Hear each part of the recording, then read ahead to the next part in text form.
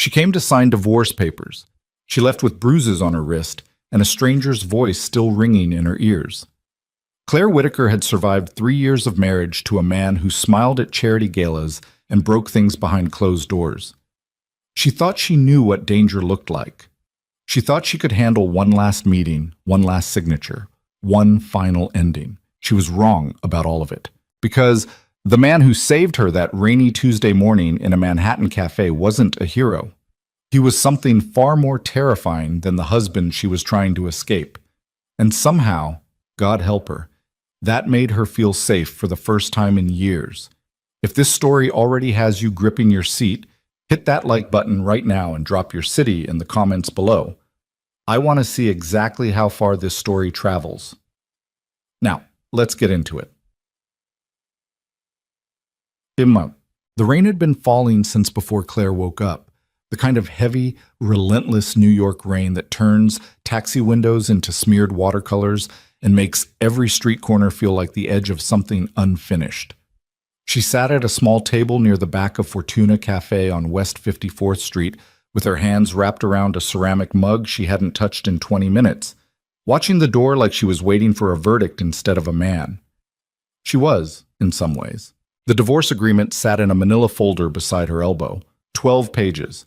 Her attorney had walked her through every paragraph twice, flagged the places where Damien had tried to be clever, made sure Claire understood what she was agreeing to and what she was walking away from.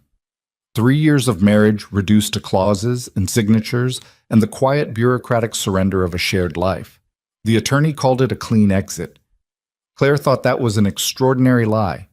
There was nothing clean about any of this. She had chosen the cafe deliberately, public enough that Damien would behave, crowded enough that she wouldn't feel trapped, familiar enough that the barista behind the counter knew her by order and would notice if anything felt wrong.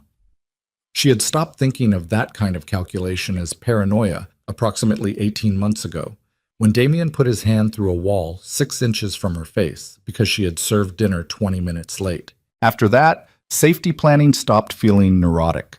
It started feeling like survival arithmetic. The bell above the cafe door chimed at 11:04 a.m. and Damien Vale walked in. He was objectively handsome, which was something Claire had never stopped resenting. Tall, with dark hair going silver at the temples, wearing a charcoal suit that probably cost more than most people's car payments. He had the kind of face that photographed beautifully, sculpted, symmetrical, constructed for trust. Claire had watched him work that face at fundraisers and investor dinners for 3 years. She knew exactly how hollow it was. He saw her immediately. His eyes moved across the cafe in the practiced way of a man accustomed to scanning rooms for advantage. And when they landed on her, his expression shifted into something that looked almost like warmth. That was the thing about Damien that had taken her longest to understand. The warmth was real. It was just conditional. It existed only as long as she was exactly what he needed her to be. He pulled out the chair across from her without being invited and sat down with the unhurried ease of a man who had never once in his adult life felt unwelcome anywhere. "You look tired," he said. "I'm fine." She pushed the folder toward him. "Your attorney has already reviewed everything. The terms are what we agreed on." He didn't touch the folder. He picked up her untouched coffee instead, looked at it, set it back down. "A small, deliberate demonstration. I can touch your things without asking, and there is nothing you will do about it." She recognized the behavior. She had a catalog of it. "I thought we could talk first," he said. "There's nothing to talk about. We talk through our attorneys now. Claire." He said her name the way he always had, with that particular softness that had once made her feel chosen and now made her stomach clench. "We were married for 3 years. We shared a home.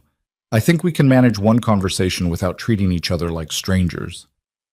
"I'd prefer strangers," she said. "Strangers don't have a history." Something moved behind his eyes. It was brief, barely visible.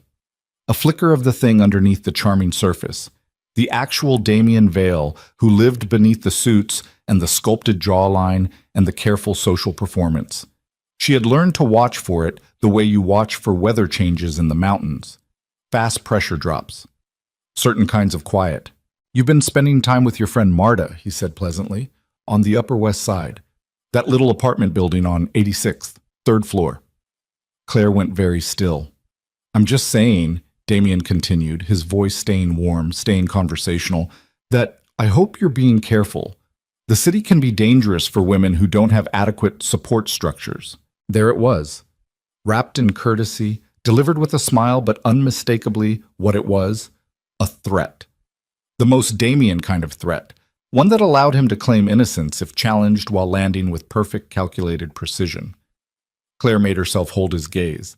She had spent 3 years learning how not to flinch visibly, how to keep her breathing even, how to offer him nothing that looked like fear, because fear fed something in him that she had never wanted to feed. Sign the papers, Damien.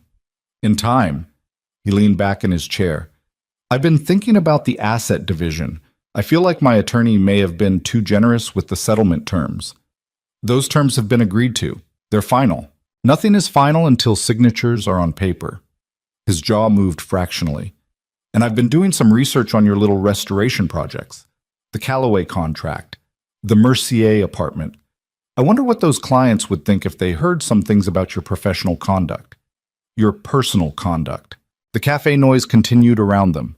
Espresso machines hissing, conversations overlapping, someone near the window laughing at something on their phone. The ordinary human texture of a Tuesday morning in Manhattan, completely indifferent to the small, precise violence happening at the corner table. You don't have anything, Claire said. Her voice stayed level. She was proud of that. I have photographs, he said simply. I have a very motivated private investigator, a great deal of patience, and the phone number of Marcus Calloway's very traditional, very easily scandalized wife. He smiled. I'm not trying to be unpleasant, Claire. I'm just suggesting that we revisit the settlement terms before either of us does something we regret. Her hands, under the table, had gone cold. Her heart was hitting the inside of her chest with the kind of rhythm that meant her body understood the danger even when her brain was still trying to stay rational. She had prepared for this. Her attorney had warned her it might happen, told her to stay calm, told her to say nothing and let the legal process handle it. She had rehearsed exactly what she would do if he tried to renegotiate through intimidation. What she had not prepared for was the Italian. Damien leaned forward, dropping his voice, and switched languages mid-sentence without warning. It happened fast. A single fluid shift from English into rapid, low Italian, the words coming in a tight, quiet torrent directly at her. She understood fragments. Her Italian was conversational at best, learned during a study abroad semester a decade ago, and whatever he was saying was moving too fast and too quietly for her to catch completely. But she caught enough. Car. Brake lines. Marta. A phrase that sounded like it described something happening to a person. Not quickly. Claire felt the color leave her face. She understood now that the conversation was not about renegotiating settlement terms. The settlement terms were a pretense, a surface argument constructed to justify the meeting, to get her sitting across from him in public while he delivered a message he could later deny having sent. He had done this kind of thing before. He had a gift for creating situations where the abuse was completely real and completely deniable simultaneously. He was still talking, his Italian low and rapid and precise, and she was trying to catch more of it, but it was moving too fast, and his eyes were calm, almost pleasant, and she couldn't stand up because her legs felt hollow, and she couldn't make a scene because his lawyers would weaponize it, and she couldn't. Stai minacciando di sabotare il freno della sua macchina. The voice came from her left. Not loud, not theatrical, just present, arriving with the kind of quiet that cuts through noise precisely because it contains so much controlled force. Claire turned her head. A man was standing 4 feet away from their table. He had come from one of the corner booths, the ones positioned slightly behind a structural pillar that created a natural blind spot from the cafe entrance. He was tall, not dramatically so, but tall in a way that felt architectural, like he occupied space with deliberate intention. Dark hair, dark suit, no tie. Somewhere in his mid to late 30s, with the kind of face that had been through weather. Not classically handsome the way Damien was handsome. This was something more asymmetrical, more lived in, harder around the edges. His eyes were on Damien, not on Claire. On Damien, with the steady, unhurried attention of something that has all the time in the world. He's threatening to sabotage your brake lines, the man continued, in English now, his voice carrying just far enough for the 2 occupied tables nearest them to hear clearly. He's also mentioned the woman on 86th Street. He knows her floor, her schedule, what time she leaves for work. He's describing something he plans to do to her if you don't agree to his terms. A brief pause. His Italian is excellent, by the way. His vocabulary for violence is especially precise. The cafe had gone quiet. Not completely. The espresso machines kept running. The ambient sound of the street continued through the windows.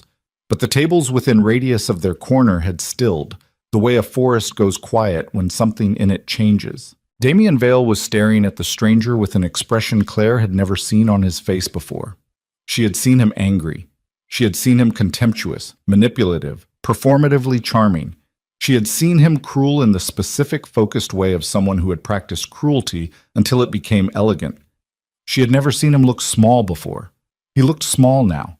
"I don't know who you are," Damien said. His voice had changed. The warmth was completely gone, replaced by something careful, something calculating, the sound of a man rapidly running probabilities. "No," the stranger agreed. "You don't." That was all. Just those two words, delivered with absolute stillness, and Damien Vale, who had put his hand through walls and terrorized a woman for 3 years and walked into restaurants like he owned them, said nothing else. He looked at the stranger for a moment longer, then looked at Claire with something that might have been calculation or might have been something uglier, then pushed his chair back from the table and stood. He picked up the manila folder. For a moment, Claire's heart seized. He was taking it. He was going to drag this out. She was going to have to start the entire process over. He set it back down. He straightened his jacket, buttoned the center button with practiced ease, and walked out of the cafe without another word. The bell above the door chimed his departure. Claire realized she was gripping the edge of the table hard enough that her knuckles had gone white. She released it carefully. She made herself breathe. In through the nose, out through the mouth, a technique she had learned from a therapist she had seen briefly before Damien started making comments about her fragility and the cost of the sessions. "He's not going to walk away from that and do nothing," the stranger said. He was still standing beside the table, not sitting, not moving toward her. Maintaining a deliberate distance, she noticed, even while speaking directly to her. "No," she agreed. Her voice came out steadier than she expected. "The things he described, he's already done preliminary work on some of them. The woman on 86th Street, your friend, he's had someone watching her building for at least a week. The brake line threat, I can't assess from here, but the surveillance on your movements is current. He wasn't improvising that." Claire looked up at him properly for the first time. He was watching her with an attention that wasn't intrusive but was very complete. The way a person watches something they are making a serious decision about. "How long were you sitting there?" she asked.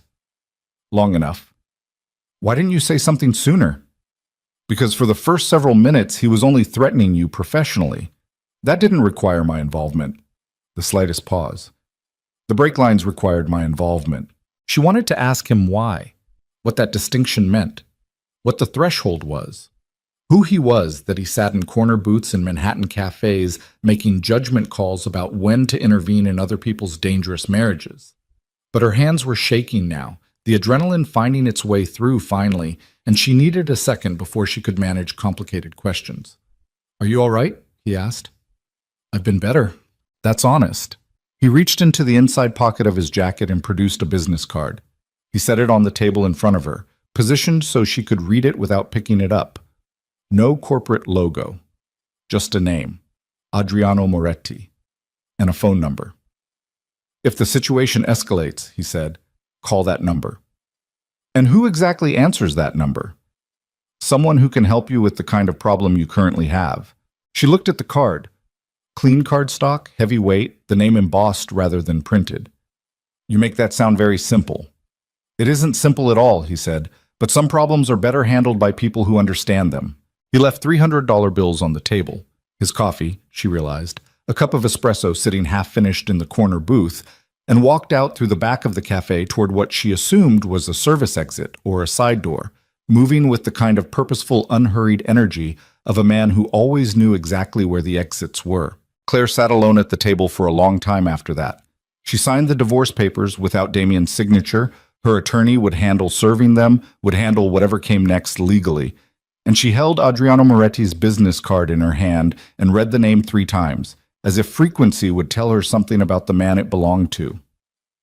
Outside, the rain kept falling. That night, sitting in her friend Marta's apartment on the Upper West Side with the deadbolt thrown and the chain engaged, Claire told Marta everything.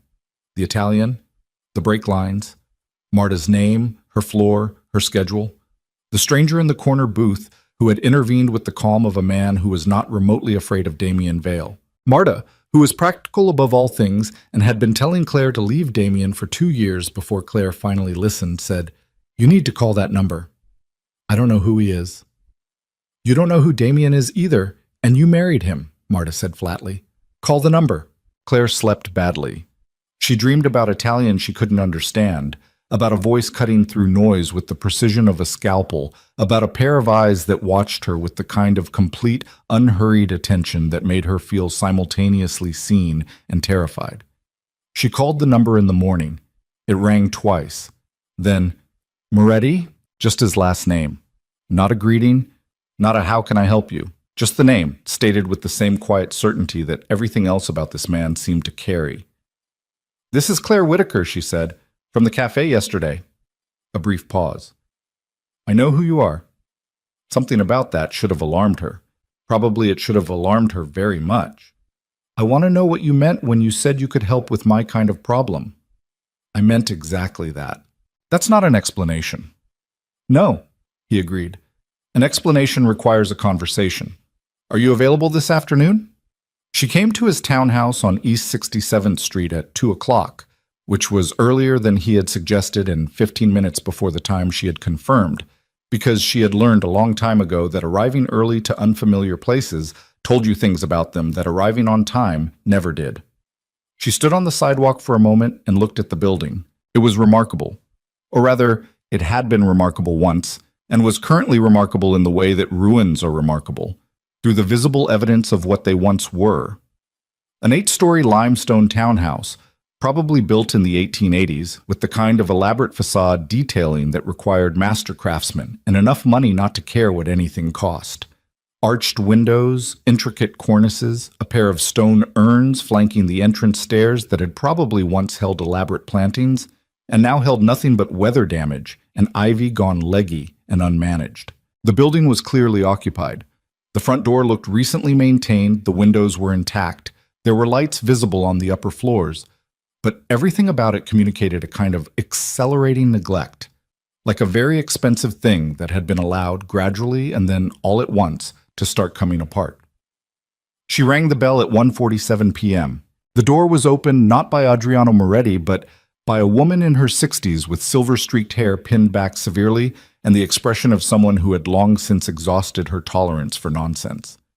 She looked at Claire with the efficient assessment of a person who had been evaluating people at this door for years. "Ms. Whitaker," the woman said. It was not a question. "Yes. Mr. Moretti is expecting you. This way." The interior stopped her at the threshold. She was a restoration architect. She had spent 15 years rebuilding things that had been allowed to deteriorate, finding the integrity beneath the damage, coaxing the original design back into visibility. She had walked into hundreds of distressed buildings. She had learned to see through the surface damage to the bones underneath, to read the language of neglected architecture the way some people read weather. This building spoke to her immediately and urgently. The entrance hall was extraordinary, or had been. Marble floors in a geometric pattern, black and white, cracked in places but still present, still telling the story of the craftsman who had laid them. A central staircase of carved mahogany, the banister interrupted in 2 places where sections had been removed or had broken away, but the remaining sections still showing the extraordinary delicacy of the original carving. Plaster medallions on the ceiling, intact in some places, missing entire sections in others. Dusty chandeliers wrapped in plastic sheeting. The damage was real and significant, but beneath it, the bones were magnificent. Claire was so busy reading the architecture that she almost walked into Adriano Moretti, who was standing in the doorway of what appeared to be a library off the main hall, watching her take inventory of his ceilings with an expression she couldn't immediately categorize. "You're early," he said. "I'm always early." She pulled her attention from the plaster medallions with visible effort. "Your building is extraordinary. It's a disaster. Those aren't mutually exclusive." She looked back up at the ceiling. "Is that original plasterwork, the medallions?" "Some of it. A previous owner did restorations in the 60s that I'm told were well-intentioned and terrible. Can I? She caught herself. She was here for a specific reason, involving a dangerous ex-husband and the need for help she didn't fully understand yet, and she was standing in a stranger's entrance hall asking to examine his plaster. Sorry, force of habit. Don't apologize. He stepped back from the doorway. Come in. The library was a room in the middle of becoming something else. Stacks of architectural drawings on the desk, paint samples taped to one wall in an organized grid, a folding table covered in contractor bids and material specifications. It was a working room, not a showroom, and it smelled like old paper and sawdust and the particular dusty, sweet smell of a building that had been holding its breath for a long time. Adriano Moretti in daylight looked different from Adriano Moretti in a rainy cafe. The cafe lighting had smoothed him out somewhat. Here, in the clear afternoon light coming through the tall, grimy windows, she could see the lines around his eyes, the specific kind of tension that lived in his jaw, the faint evidence of a scar along his left temple that disappeared into his hairline. He was lean in the way that looked like it had been earned, not maintained. He was not, she thought, a comfortable-looking person. But then comfortable-looking people had never actually made her feel safe.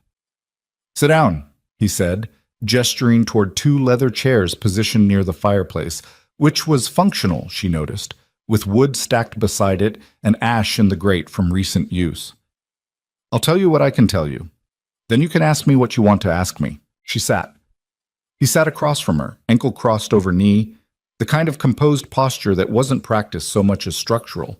It seemed to just be how he occupied space.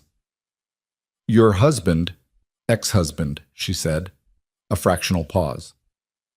Your ex-husband has a private investigation firm on retainer. The firm has been conducting surveillance on your movements for approximately 3 months. I became aware of this 6 weeks ago. Claire felt the familiar cold drop in her stomach. How did you become aware of it? Because the firm he's using occasionally operates in areas that overlap with my interests, and I make it my business to know what they're working on. He said it with the same tone someone might use to describe a mundane professional overlap, like knowing the projects of a firm in a shared office building. She heard what wasn't being said. She filed it without comment for now. What have they been telling him? Your schedule? Your regular locations? The address on 86th Street? The names of your current clients? The address of your office? A pause. Whether you're seeing anyone? The last item landed with a particular weight. He doesn't have any right to that information. No, he doesn't. Moretti's voice was unchanged, but something moved behind his eyes briefly. That isn't stopping him from collecting it. What do you want from me? She asked directly. Because you didn't come to that cafe by accident, and you didn't give me your card because you feel a general obligation to help strangers in distress. And you're not telling me this because it's free. So what is this? He looked at her for a moment.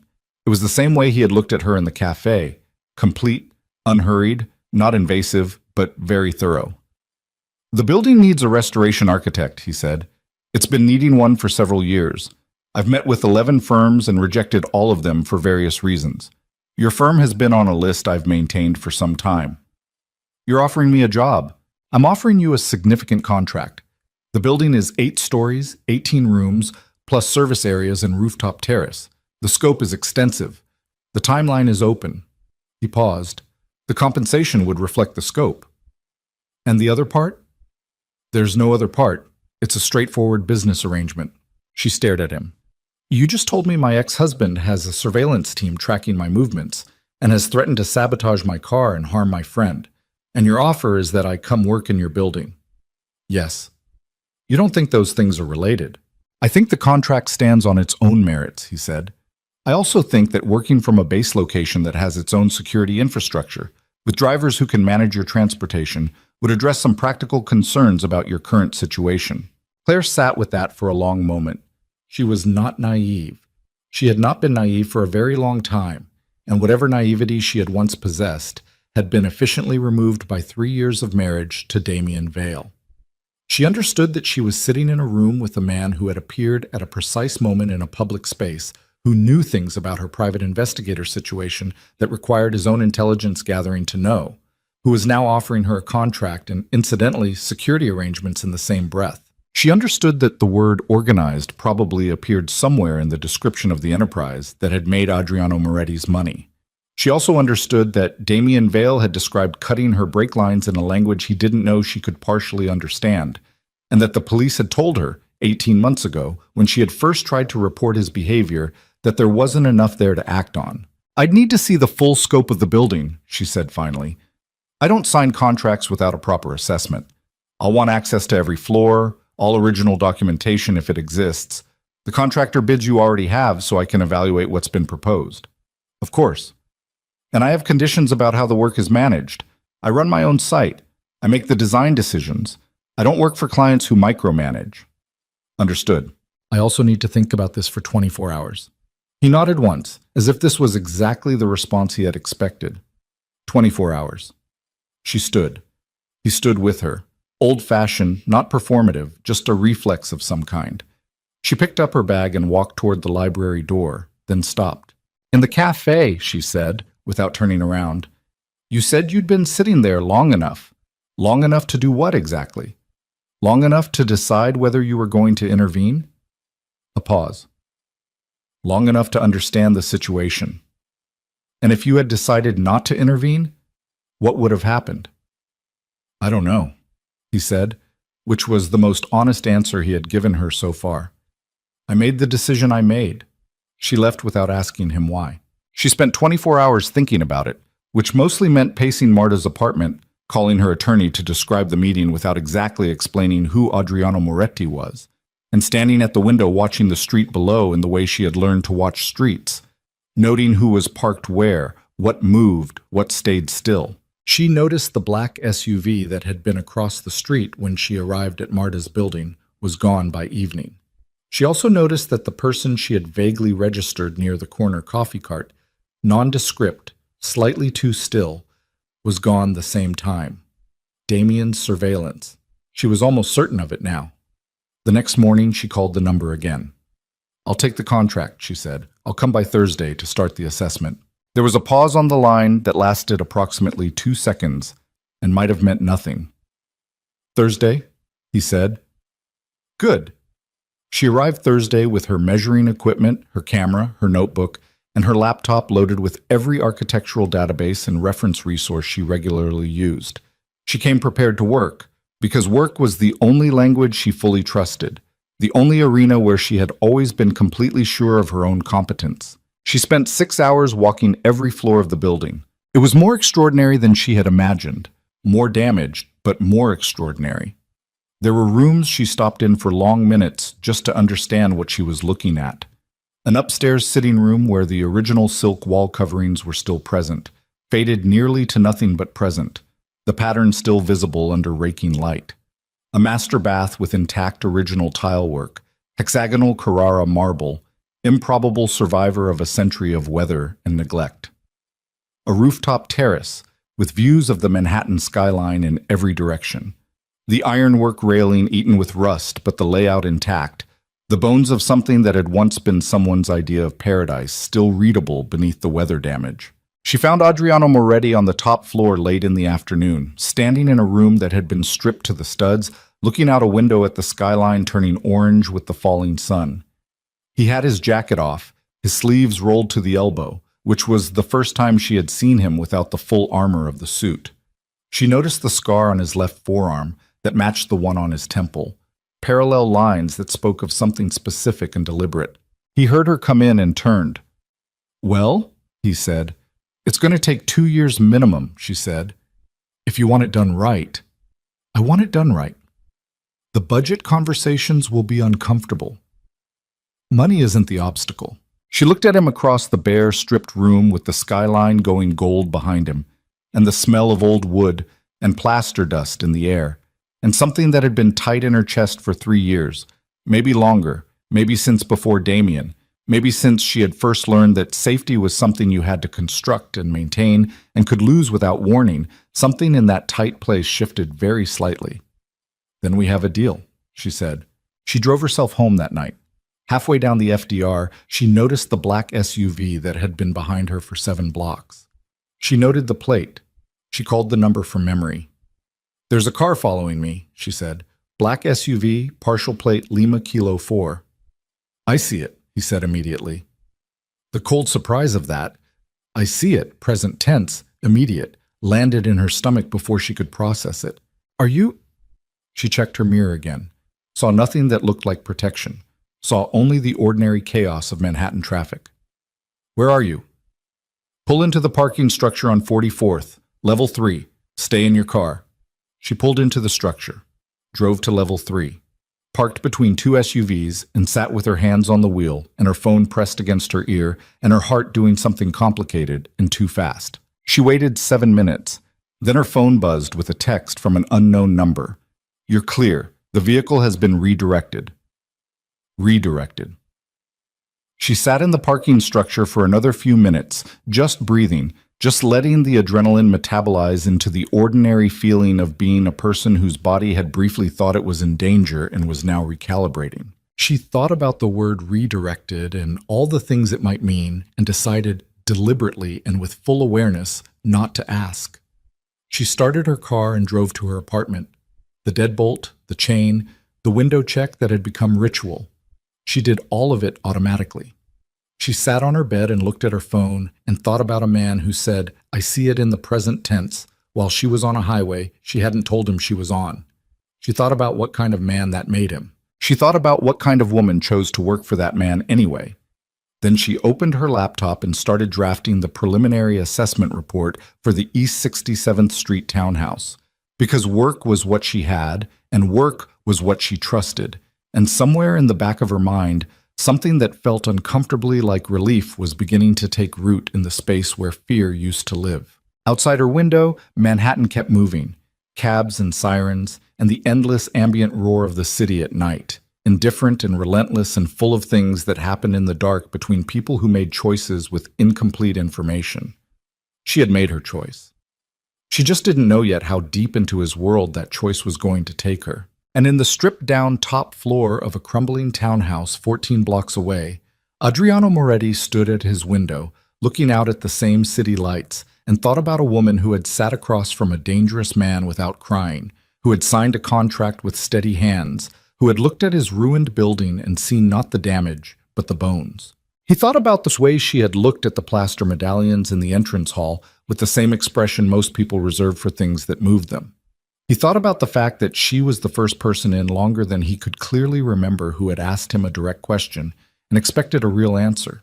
He thought about the black SUV he had redirected and what would have happened if he had been 20 minutes slower, and how that thought produced a sensation in his chest that was not familiar to him and was not comfortable and was not something he was prepared to name yet.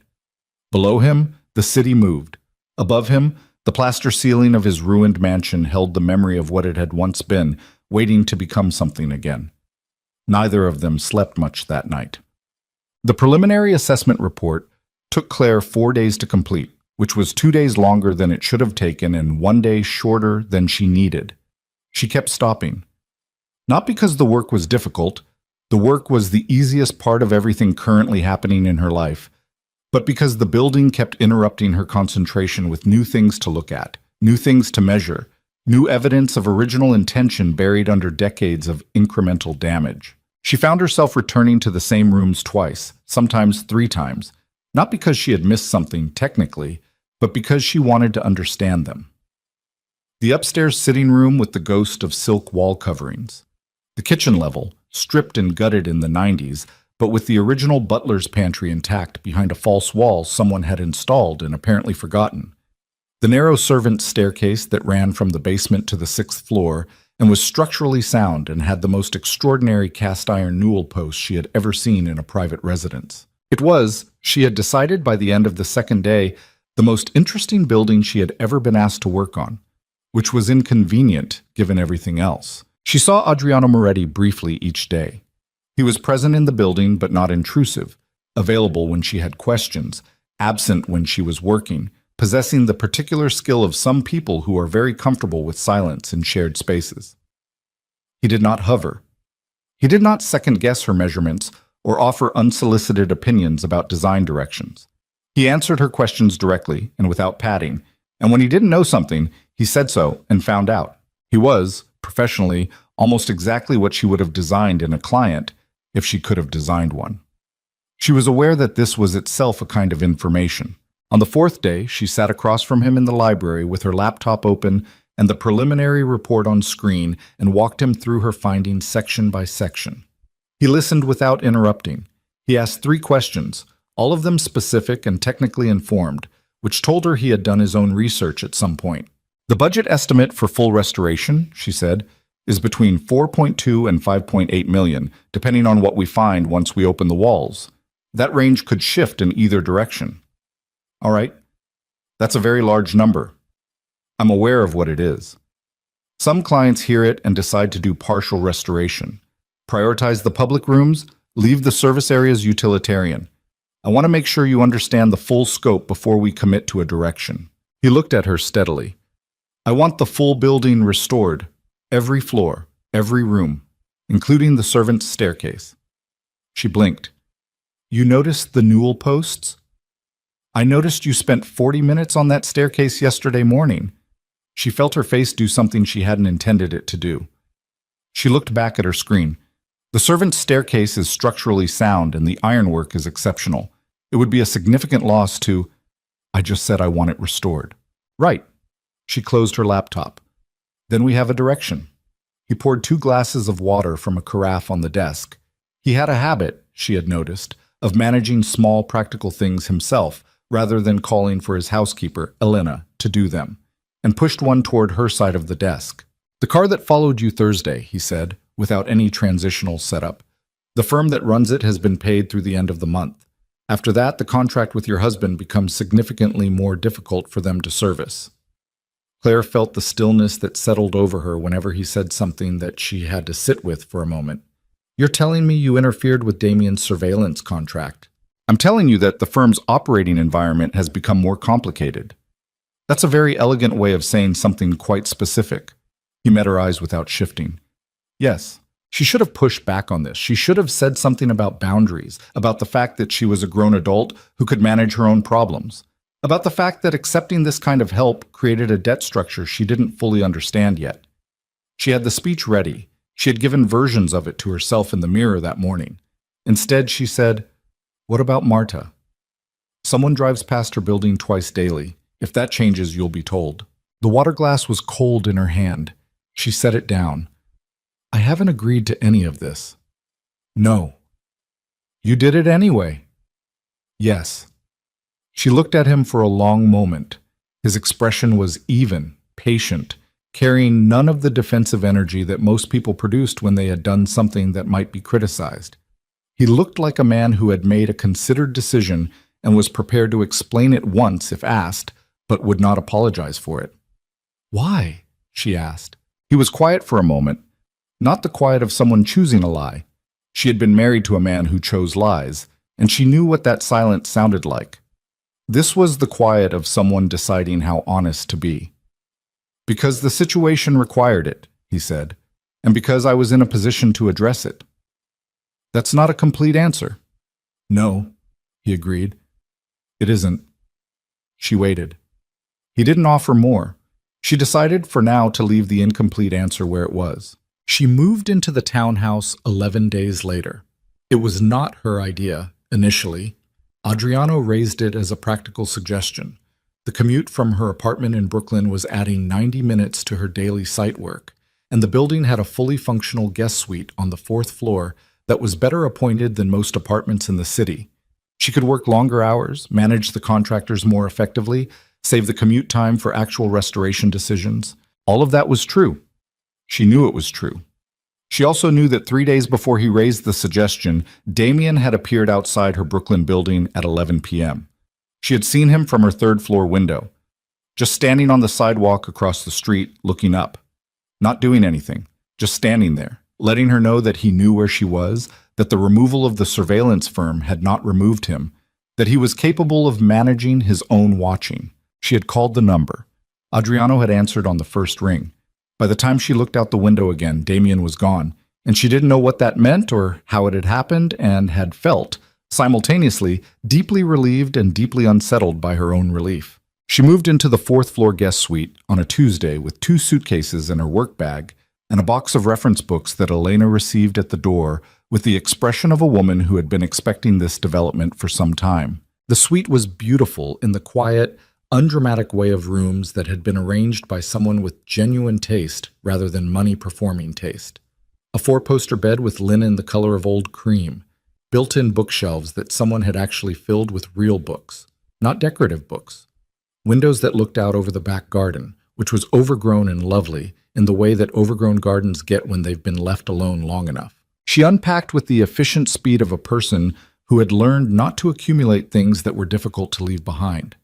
She was done in 40 minutes and stood in the center of the room and thought about the fact that she was living in a building owned by a man she had known for less than 3 weeks, whose source of income she had not directly addressed, whose interventions in her life she had accepted without full disclosure of cost. She thought about what her therapist, the one she had seen briefly before Damien started making it difficult, would have said about the decision-making process that had led her here.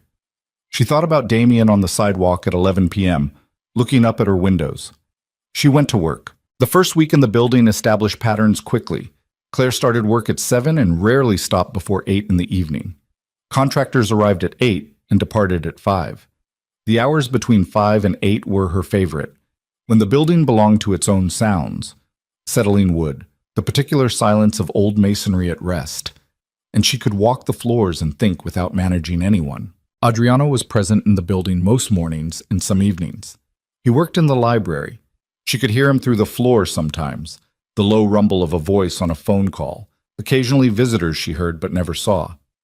He ate dinner in the building most nights, and twice that first week Elena appeared at the library door at 7:30 to say that dinner was ready and to ask if Ms. Whitaker was joining. The first time Claire said yes mostly because she was hungry, and it was easier than going out.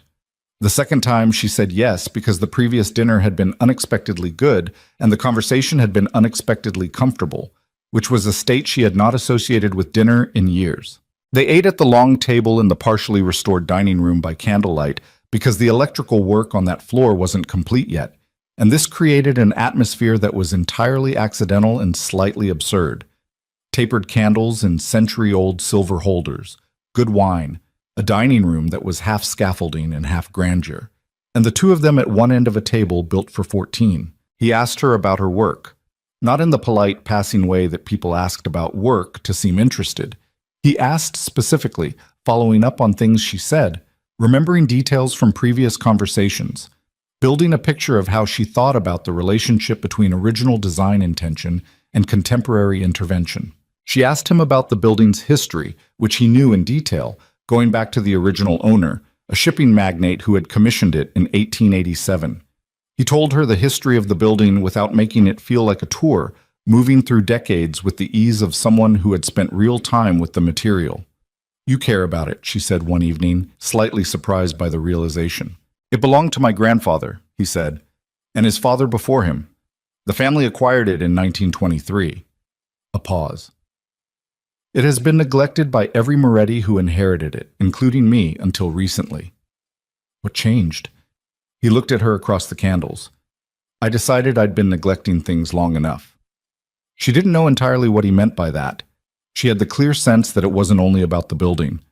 That was the end of the second week. At the start of the third week, Damien's attorney sent a letter reopening the asset division. Claire sat with the letter in the library while Adriano stood near the window, and she read it twice and felt the specific familiar nausea of being back inside a problem she had thought was resolved. The letter was 12 paragraphs of elegant legal aggression, citing new evidence, claiming fraudulent concealment of assets, requesting a full financial disclosure review that would delay finalization of the divorce by a minimum of 6 months, and potentially much longer. "He's doing this because I moved," she said. "He knows I'm here. He's escalating because he thinks there's something here that he can use." Adriano had been quiet while she read. "What does your attorney say?" "My attorney says it's a delay tactic and that we can fight it, but it'll be expensive and time-consuming and designed to exhaust me." She set the letter down. "Which is exactly what it's designed to do. He's not trying to win, he's trying to make the process so painful that I give him better terms just to make it stop." "What terms does he actually want?" "Alimony. He put the business in a trust structure before we married, so most of his assets are protected, but there are 3 jointly owned investment properties, and he wants them all. He offered me one in the original settlement. She pressed her fingers against her eyes briefly. If I fight this new filing, my legal fees over the next 6 months will approach what the settlement property is actually worth. The room was quiet for a moment. Outside the window, a late September rain was starting, lighter than the rain from that first cafe morning, but the same gray quality of light. There are ways to address this, Adriano said. Something in his tone made her look at him directly. I know there are. I don't want to know what they are. Claire, I'm serious. She picked up the letter again, not to read it, but to have something in her hands. I know what you do. I haven't asked you to confirm it because I've preferred not to have it confirmed, but I understand enough to know that there are ways you could make this situation resolve very quickly, and I'm asking you not to. She made herself look at him steadily. This is my problem. I need to be able to solve it in a way that I can live with afterward. His jaw moved. She had learned, over 3 weeks of proximity, that this particular movement, slight, almost undetectable, was what passed for strong emotion in his face. He's not going to stop. I know. The letter is the formal version of what he's doing. The informal version is that he's been making calls. To your clients, to Calloway's office. His voice was flat, stating facts. He's describing you as unstable, as having abandoned a legitimate marriage for an association with a known criminal enterprise. The air in the room changed temperature somehow. Claire felt it in her skin. He's suggesting that your current residence raises questions about your judgment and your professional integrity. A pause. He used the phrase compromised contractor in a conversation with Calloway's assistant 3 days ago. She stood up. She did it without deciding to.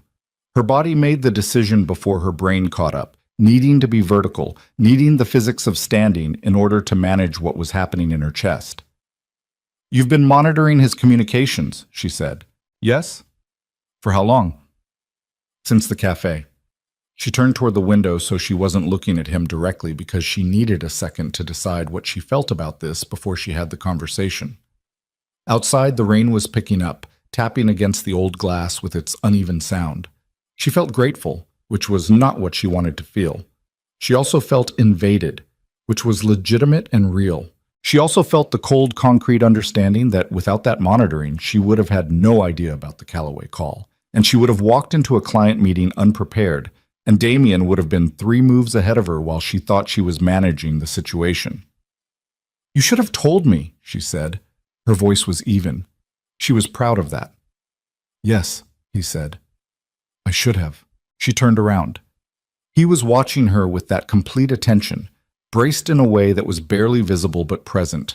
The bracing of a person who has made a decision they stand behind but expects it to cost them something.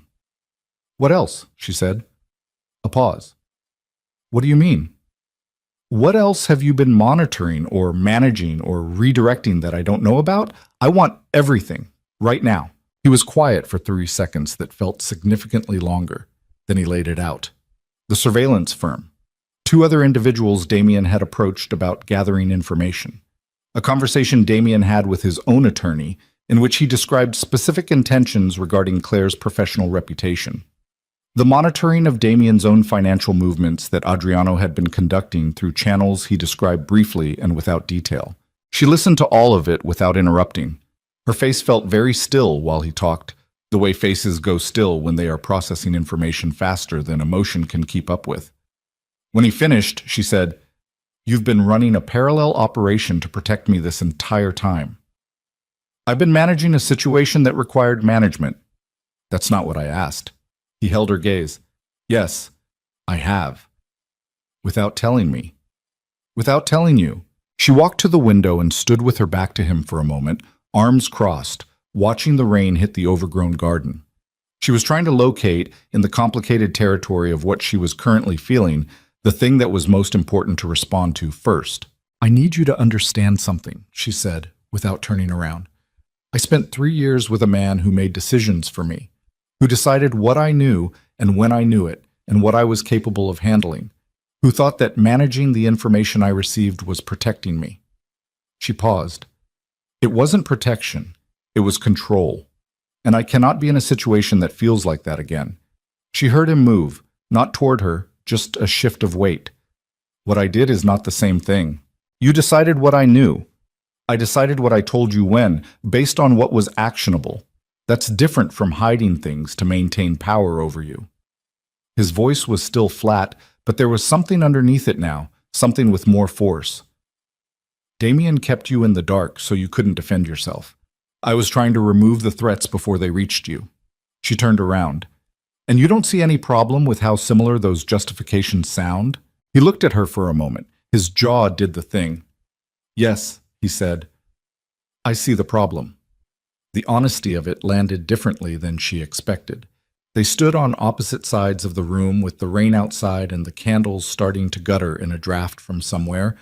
Old buildings breathed, she knew that, air moving through century-old walls in ways that architects and historians could map but never fully predict. "I need you to tell me things," she said, "when they're happening, not after you've already handled them. I need to be in the decisions." "All right. I mean it. I understand what you mean." She studied him. He was not a man who made promises easily. She had learned that about him in 3 weeks of proximity, that his statements tended to be measured, that he said less than he meant and meant exactly what he said, which meant that all right from him was not a dismissal or a placation. She let out a breath. "The Calloway situation. I need to handle that myself. I need to call Marcus directly before Damien's version of events becomes the dominant narrative." "Agreed. And I need my attorney to respond to the letter immediately. Aggressively. I'm not going to let him drag this out." She picked up the letter from the desk. "If it costs me more than the settlement property is worth to fight it, then I'll let the property go and take the financial hit, but I will not give him the settlement he wants. I won't." "That's the right call," Adriano said. She looked at him. "You've been carrying the situation for weeks," she said, and it wasn't quite a question. "Making decisions, managing outcomes, running surveillance on a man who threatened my life." She paused. "How many other situations are you managing right now?" A silence that had specific texture. "Several." "Does that—" She stopped, started again. "Is this what your life looks like, all the time?" He looked at her with an expression she couldn't entirely read. "More or less." "How do you live like that?" He was quiet for a moment. "You find what's worth protecting," he said, "and you protect it." She understood at that moment several things simultaneously, that she was one of the things he had decided was worth protecting, that this decision on his part was not simple or casual or without cost to him, that the man standing across from her in a half-restored dining room in the rain had not arrived at the decision to involve himself in her life by accident or even primarily by business logic, and that the thing she was feeling right now, standing in his building, in the middle of his protection, on the far side of a fight that wasn't over, was not gratitude and not obligation and not the complicated debt feeling she had worried about in the beginning. She was aware, with the quiet alarm of a person discovering something they hadn't intended to discover, that she was beginning to trust him, not the way she had trusted Damien once, which had been hope mistaken for evidence. This was different. This was something built from watching a person make decisions under pressure and seeing the shape of their values and how they made them. Trust built from observation was the only kind she had any faith in anymore. She was afraid of it anyway. She went upstairs to call Marcus Calloway, and she made the call standing at the window of her 4th-floor suite with the rain coming down harder now and the garden below disappearing into gray. And Marcus was direct and honest with her, told her he'd received a call from a man claiming to represent Damien, told her he had hung up without engaging, told her that her work spoke for itself, and no one in his office was entertaining anonymous character attacks. She thanked him and hung up and stood for a long moment at the window. Then she called her attorney and told her to respond to the letter with everything they had. 2 days later, the response was filed. 2 days after that, Damien Vale showed up at the townhouse. Claire was on the 3rd floor when it happened, deep in a discussion with the lead contractor about the plaster repair specifications for the central hallway, when she heard the raised voices from the entrance hall below. She stopped mid-sentence. The contractor stopped with her, both of them going still, the way people go still when the sound quality of a building changes. She went to the top of the staircase and looked down. Damien was in the entrance hall. He had gotten past the front door somehow. Elena, Claire guessed, or a momentary gap in the building's protocols. and he was standing in the marble entrance hall looking up at the scaffolding and the dusty chandeliers and the contractor's equipment with an expression of contemptuous assessment. And Adriano Moretti was standing 4 feet away from him. Claire had seen Adriano in a number of situations in the weeks since she had known him. She had seen him patient, precise, occasionally tense in the controlled way of someone managing significant competing demands. She had never seen him like this. He was absolutely still, which somehow communicated more threat than any movement would have. His arms were at his sides. His face was completely flat, the way faces go flat when all the surface expressions have been removed to make room for something much more basic. He looked, she thought, from the top of the staircase, exactly like the thing Damien should be afraid of. Damien was talking. She could hear his voice, but not the specific words from this distance. His tone was the one she knew as his negotiating tone, the blend of authority and reasonableness that he used when he wanted to seem like the adult in a room. He was gesturing slightly, looking around the entrance hall, making a point about something. Adriano said nothing. Damien kept talking. His voice shifted register slightly, less negotiating, more pointed.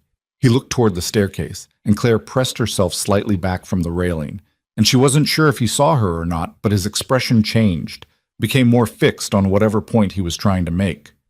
Then Adriano spoke. She couldn't hear the words from the 3rd floor, but whatever he said it once, quietly, and Damien Vale stopped talking in the middle of a sentence. A silence stretched in the entrance hall below. Then Damien looked up the staircase directly at Claire, and the look on his face was something she had never seen from him before. Not rage, which she knew, not contempt, which she knew. Something colder and more deliberate. A message delivered without words, a promise of future consequence, patient and specific. Then he looked back at Adriano, and whatever he saw there made him button his jacket the way he had buttoned it in the cafe, that practiced single-button motion, and he walked out. The front door closed. The entrance hall held its silence for a moment.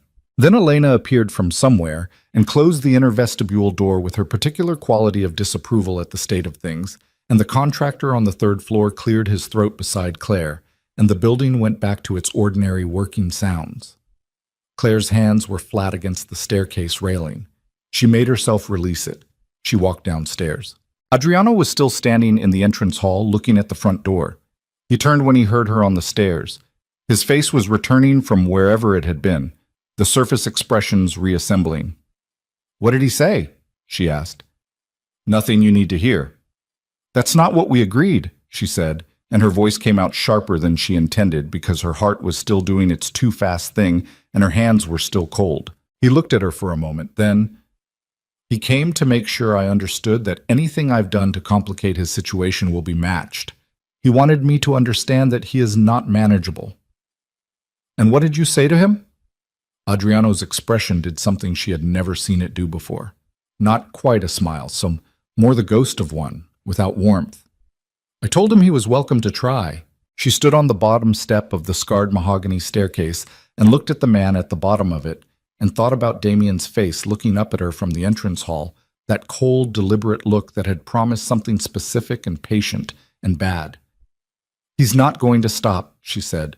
She said it the way she had said it before, in the library, but it landed differently now, not as an assessment of a problem, but as the acknowledgement of a truth that had fully arrived. "No," Adriano said, "he's not."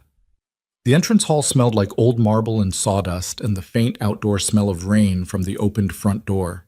The chandeliers above them, still wrapped in their plastic sheeting, hung in their dusty suspension. Somewhere above them, the contractor was moving, the sound of his footsteps crossing plaster subfloor. "What happens next?" she asked. Adriano looked at her. In his eyes was something he wasn't saying, something he was making a decision about whether to say, and she could see the decision happening. Could see, for the first time, the full weight of whatever he was carrying that he usually kept entirely contained. "He found something," Adriano said, "about me, about my history." A pause. "He's going to use it." The temperature of the room seemed to drop slightly. "What did he find?" Adriano was quiet for a moment that had significant weight. "Everything," he said. And Claire understood, standing on the bottom step of a ruined, magnificent staircase in a building that was slowly coming back to life. that whatever came next was going to be worse than anything that had come before, and that she was, despite everything, exactly where she intended to be. She didn't sleep that night, not the restless half-sleep of anxiety, not the exhausted, shallow unconsciousness she had learned to function on during the worst years of her marriage. Full insomnia, lying on her back in the four-poster bed, staring at the ceiling plasterwork she had already cataloged and measured, and could now trace from memory in the dark, her mind running the same loop with the persistence of something that had decided this problem was more important than rest. Everything.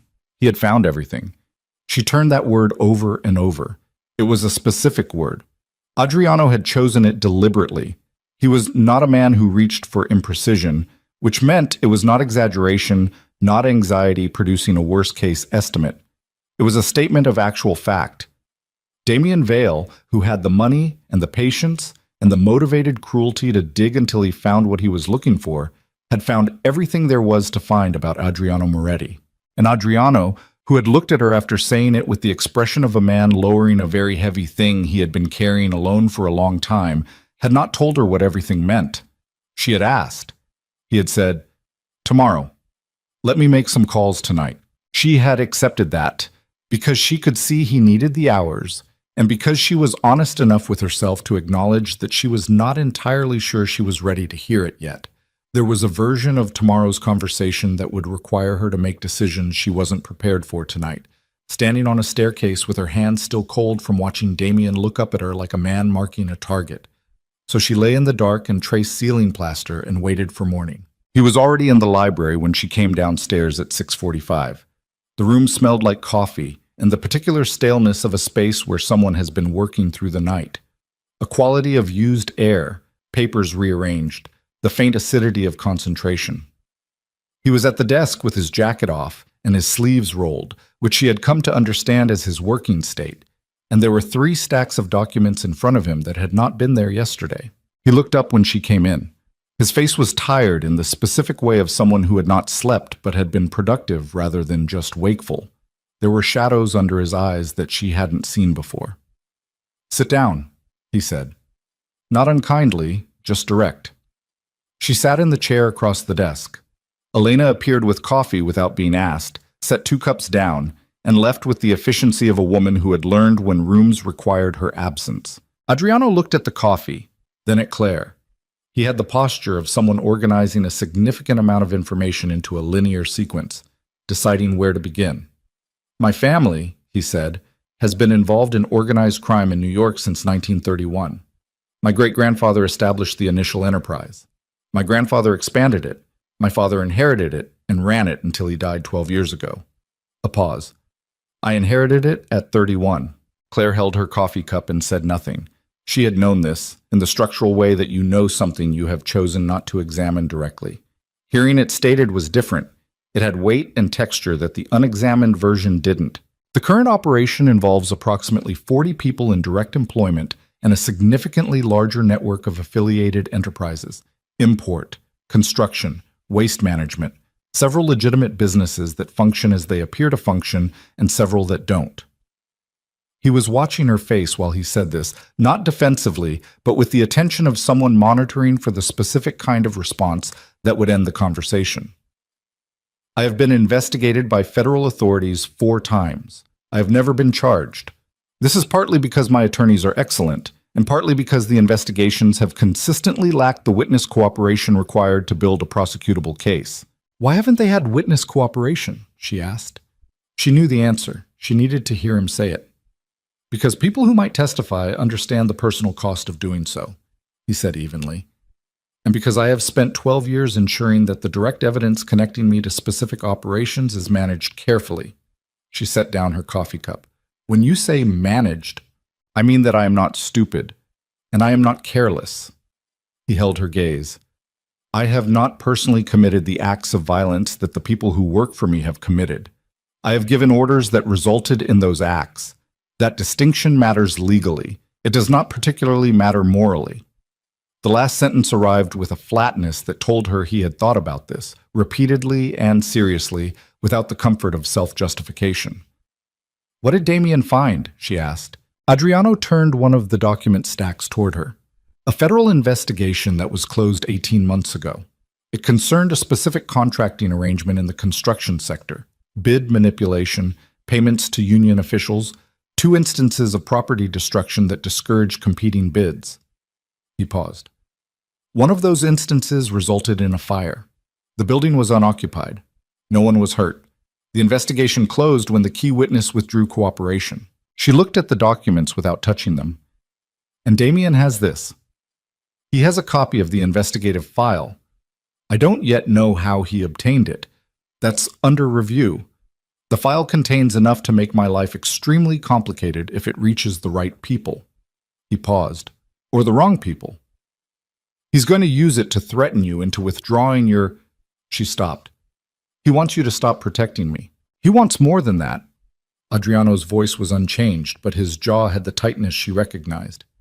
He's proposing a specific arrangement. He withdraws the divorce complications, stops the surveillance, and the file remains private. In exchange, I remove my involvement from the situation entirely and confirm, through my attorney, that I have no ongoing relationship with you. Claire heard the words and understood them and sat with them for a moment. He wants you to tell him there's nothing between us, she said. He wants me to confirm that you are not under my protection. The word protection landed with all its complicated freight, which would leave you in the position you were in before the cafe.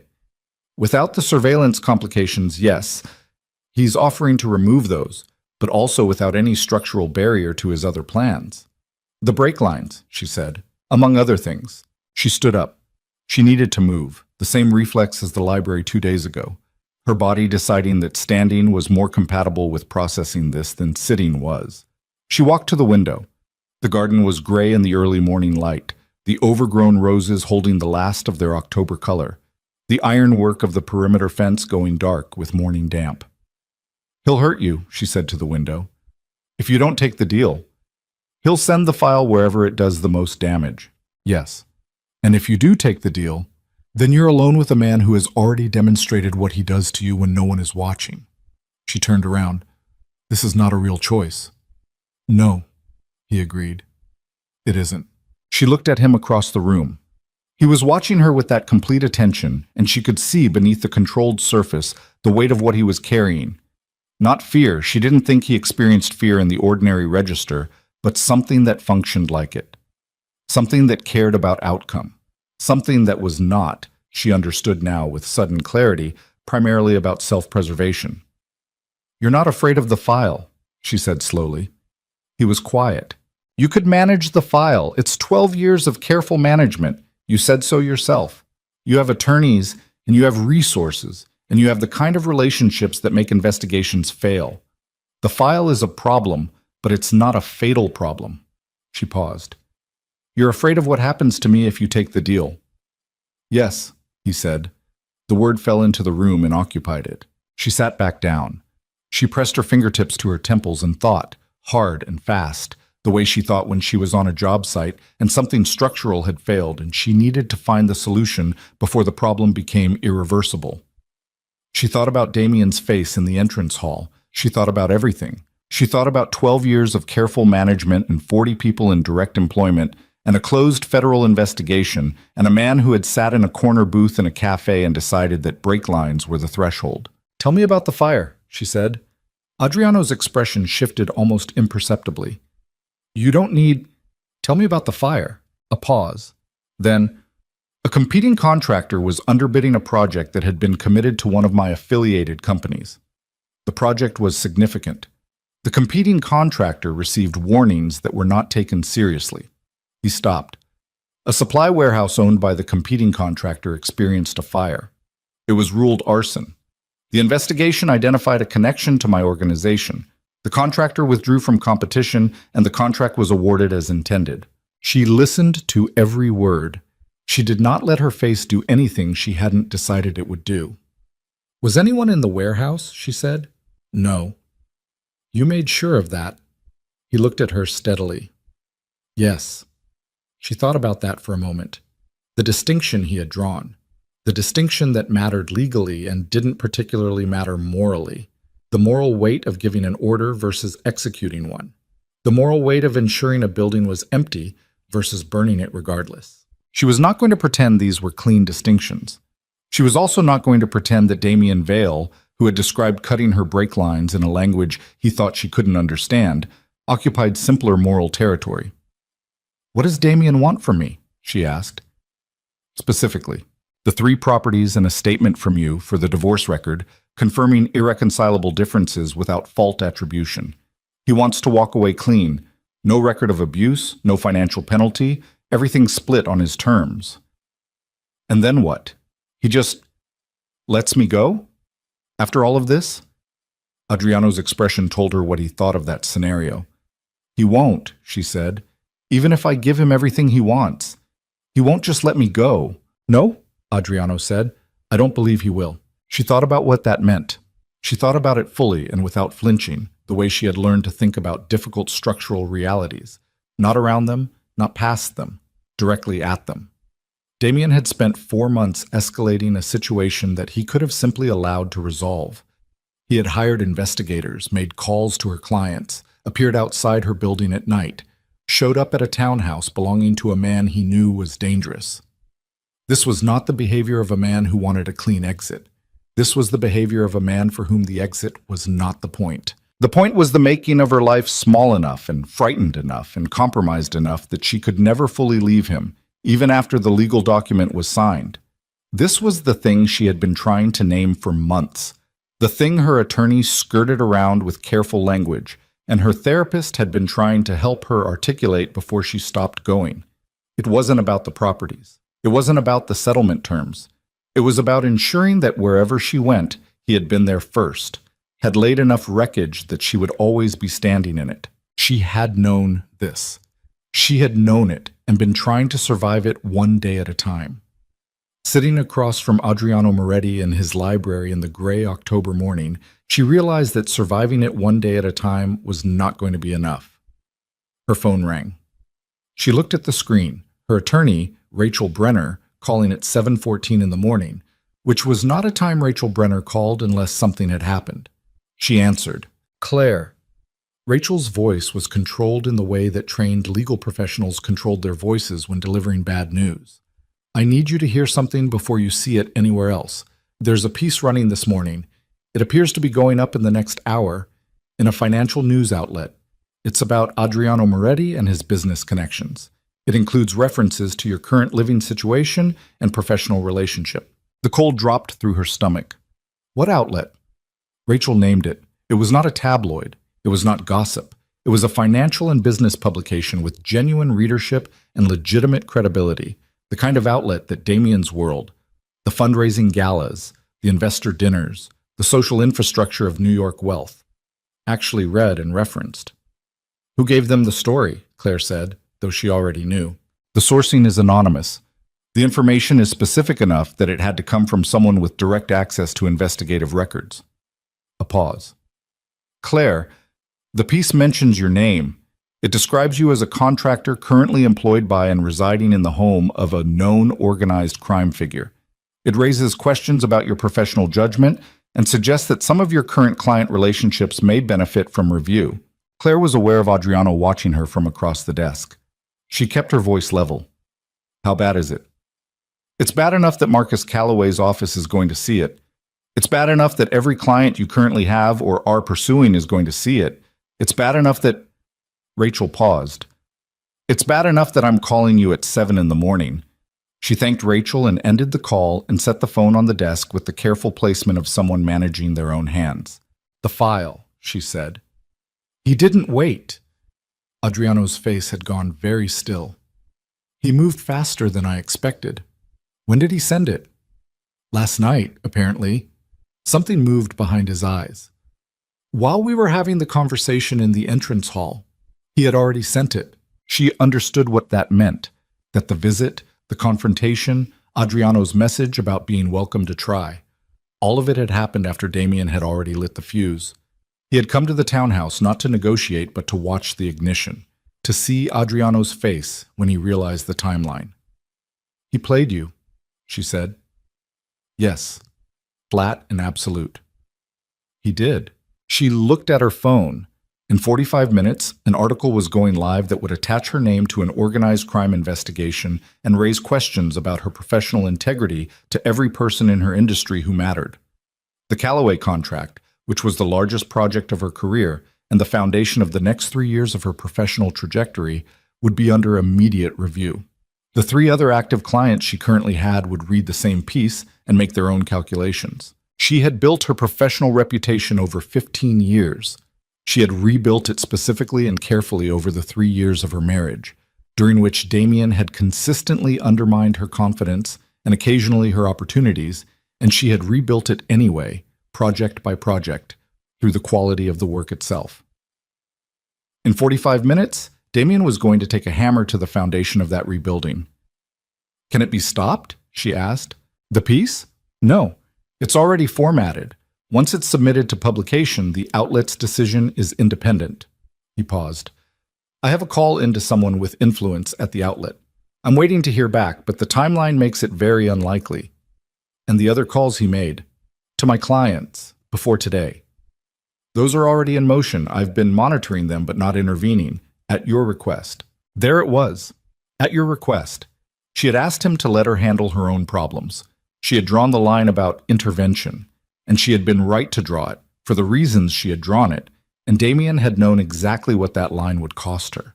He had waited for her to establish her own terms and then weaponize them. She stood up again. She walked to the window again.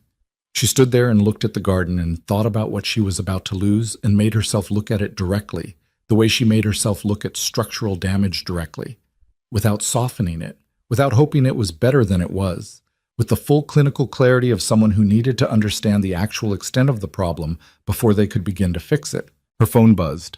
A text from Marcus Callaway's personal cell, not his office line. She read it. "Heard something may be coming out. Call me before 8. She called him. Marcus Callaway was 62 years old, had built his real estate development company over 30 years, had a traditional manner that she had always found slightly formal but genuinely respectful, and had given her the biggest contract of her career based on a portfolio review in 2 meetings. He answered on the second ring. "Claire." His voice was careful. "I'm going to ask you directly, and I expect a direct answer." "All right." "Are you currently living with Adriano Moretti?" A pause that lasted approximately 1 second. "I'm currently working from the building I've been contracted to restore. I have temporary residency there for the duration of the project, yes." "And is Adriano Moretti connected to organized criminal enterprise in New York?" She looked at Adriano across the room, who was watching her with an expression she couldn't read. "He is a complex figure with complex business interests," she said. "The project I'm working on for him is a legitimate architectural restoration contract." "Claire," Callaway's voice shifted. "I'm going to be honest with you. I've received 2 calls in the past week about your professional judgment. I dismissed them because your work speaks for itself. But if a piece comes out this morning in a credible outlet that connects your name to an organized crime investigation, I am going to be in an impossible position with my board and my investors." A pause.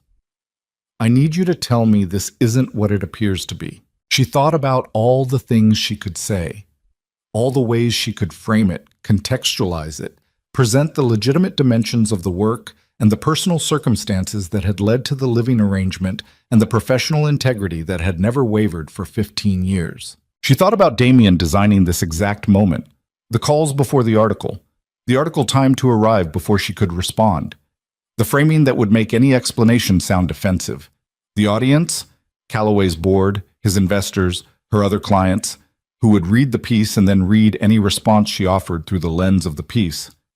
"Marcus," she said, "I need 24 hours. A silence. "The piece will be out in under an hour." "I know. I'm asking for 24 hours before you make any decisions about the contract. I will have a response to everything in that article within that time." Another silence. She could hear him thinking, the particular quality of silence a careful man produces when he's running risk calculations. 24 hours, he said finally. "But Claire, this is the kind of thing that has a life of its own once it starts. You understand that?" "I understand." She ended the call. She set the phone down. She looked at Adriano. "I need to know everything," she said. "Not the version you've decided I can handle. Not the version that protects me from the details. Everything about your operation, your exposure, your current legal status, and what Damien actually has versus what you think he has. She paused. Because whatever I do in the next 24 hours, I need to be doing it with complete information. He looked at her for a moment. Something shifted in his face, not dramatically, just a slight adjustment of the layers, something underneath becoming briefly visible. That's going to be a long conversation, he said. Then we'd better start. They were 40 minutes into it when Elena knocked and opened the library door with the expression she reserved for emergencies, which was identical to her expression for everything else, except for a specific tightness around her eyes. There's a man at the door, she said. He says he's a federal agent. He has a badge. A pause. He says he has a warrant. The room went completely still. Claire looked at Adriano. His face had closed in a way she had never seen. Not the controlled evenness she had become familiar with, but something harder, something that had shut all the way down. He was on his feet before Elena finished the second sentence, and in the movement from chair to standing, she saw, for the first time, the full physical reality of who he was. Not the restoration project client, not the man who ate dinner by candlelight and asked thoughtful questions about architectural intention, but the other thing, the thing that lived beneath all of that and had built this empire and given the orders and ensured the buildings were empty. Elena, he said, show him into the front room. Tell him I'll be there in 2 minutes. Elena left. He looked at Claire. This is connected to what Damien sent, he said. His voice was completely flat. The timing makes it certain. What does the warrant cover? I won't know until I read it. He picked up his jacket from the back of the chair. I need you to go upstairs. I'm not going upstairs? Claire, I said I'm not going upstairs. She stood. If a federal agent is in this building, I am not the kind of person who hides in her room. That's not who I am, and it's not going to be who I am because of this situation. He looked at her. In his eyes was something that was neither argument nor agreement, an assessment, rapid and complete. Then stay in this room, he said. Don't come into the front room unless I ask you to. She stayed in the library. She heard voices from the front room, Adriano's, low and controlled, and another voice she didn't know, business flat in the way of people whose professional register had been trained out of personal inflection. She couldn't make out words. She stood near the library door with her arms crossed, and her breathing deliberately slow and her mind running every implication of this development in rapid succession. Damien had sent the file to the federal authorities, not just to the press, to the actual investigative infrastructure that had previously tried and failed to prosecute. The article was the public face. The warrant was the machinery. This was not a threat. Damien had not used the file as leverage. He had used it as a weapon. He had detonated it without negotiation, without waiting for a response, without leaving any version of the situation intact. She thought about standing in the entrance hall watching Damien look up at her. She thought about the way he had buttoned his jacket before walking out. She thought about what she had missed in that moment, had seen as satisfaction, had interpreted as him accepting defeat. It hadn't been defeat. It had been someone watching the timer on something that was already running. The voices in the front room went on for 11 minutes. Then she heard the front door open and close. Adriano came back into the library. He stood in the doorway for a moment. His jacket was on.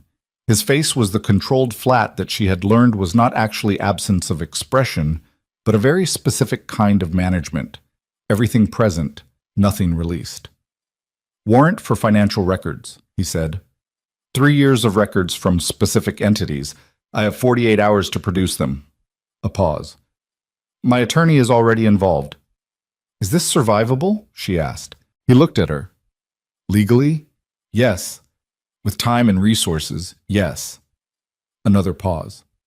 Professionally, in terms of the business operations, some things will need to change. Significantly. And personally? He was quiet for a moment that had the specific texture of someone arriving at something they had been approaching for a long time.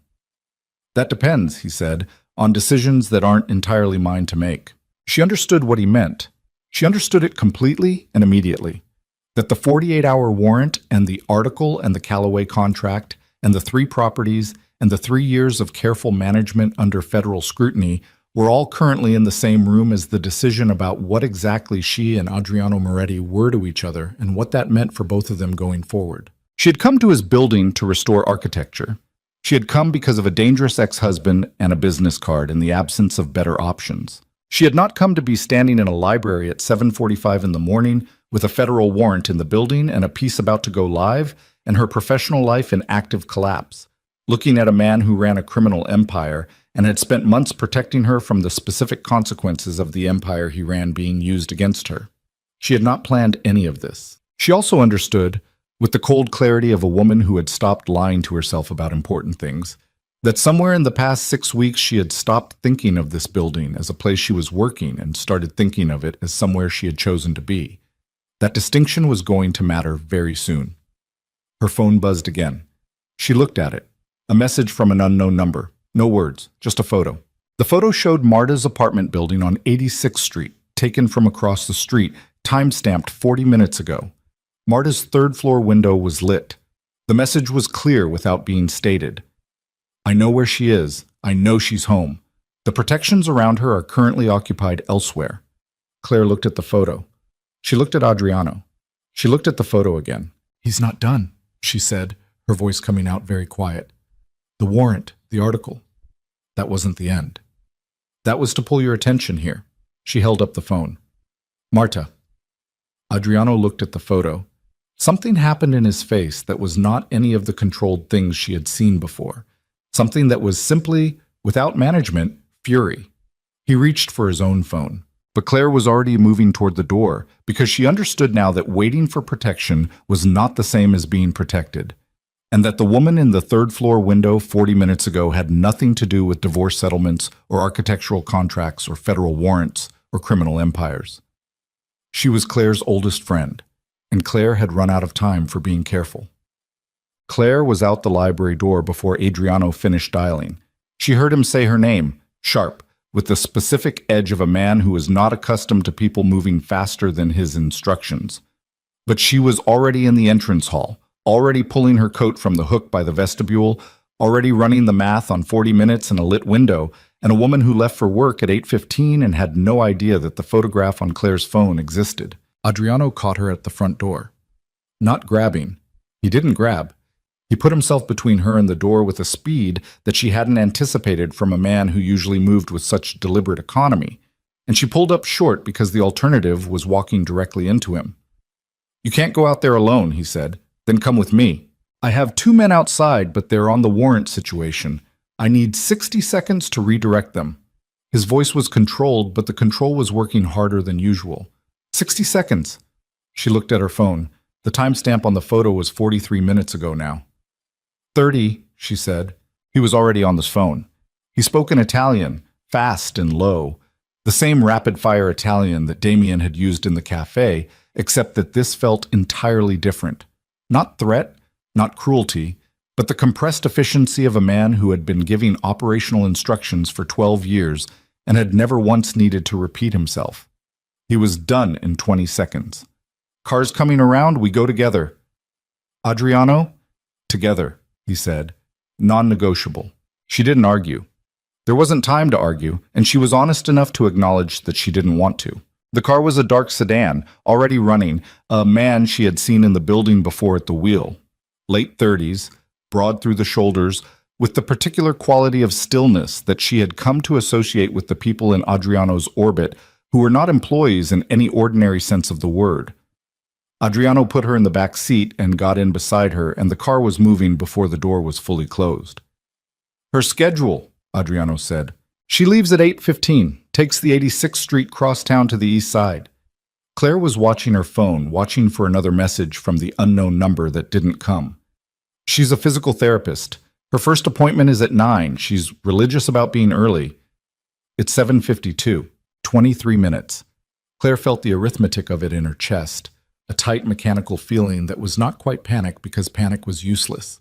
And she had trained herself out of useless responses over 3 years of marriage to a man who used her panic against her. But something adjacent to panic, something with the same physical signature, shallow breathing, cold hands, the specific hyperclarity that arrived when the body understood the stakes were real. What does he want with her, she asked, though she already knew. Leverage, Adriano said. Demonstration. He's had a bad 48 hours. The conversation in the entrance hall didn't go the way he planned. The legal response to his filing was more aggressive than he expected. He needs to reestablish that he has reach you can't neutralize. By threatening Marta. By touching Marta, a threat he's already demonstrated he can carry out. The car hit a red on 65th and the driver didn't hesitate. Through the intersection, a taxi horn blaring behind them, the smooth mechanical acceleration of a vehicle with a great deal of engine under the hood. Claire gripped the door handle without thinking about it. The man he's using, she said, the one who took the photograph, is he? One person, possibly two. Adriano was on his phone again, reading something. He's not sending an army. This is a message operation, not an extraction. What's the difference? An extraction requires preparation and clean exit routes. A message operation requires one person to do one thing visible enough that the target understands it was intentional. He looked up from the phone. He wants Marta frightened. He wants you to receive that fear and understand that his reach is longer than your response time. Then we make sure we get there before his reach does. The car turned north on Columbus with the particular aggression of a driver who had been instructed to prioritize speed over comfort, and Claire felt each lane change in her spine and kept her eyes on the street ahead and thought about Marta's apartment, third-floor walk-up, single lock on the building door, intercom that sometimes worked and sometimes didn't, a fire escape on the east side of the building that anyone could access from the alley. She thought about Marta, who was practical and brave, and had told Claire to call the number when Claire was still debating whether to trust a stranger, and who had no framework for the thing that was currently moving toward her building because she had never had reason to build one. I should have told her more, Claire said. It came out flat, a statement of fact rather than self-recrimination, but it carried weight. Adriano looked at her. You told her what you knew when you knew it. I knew more than I said.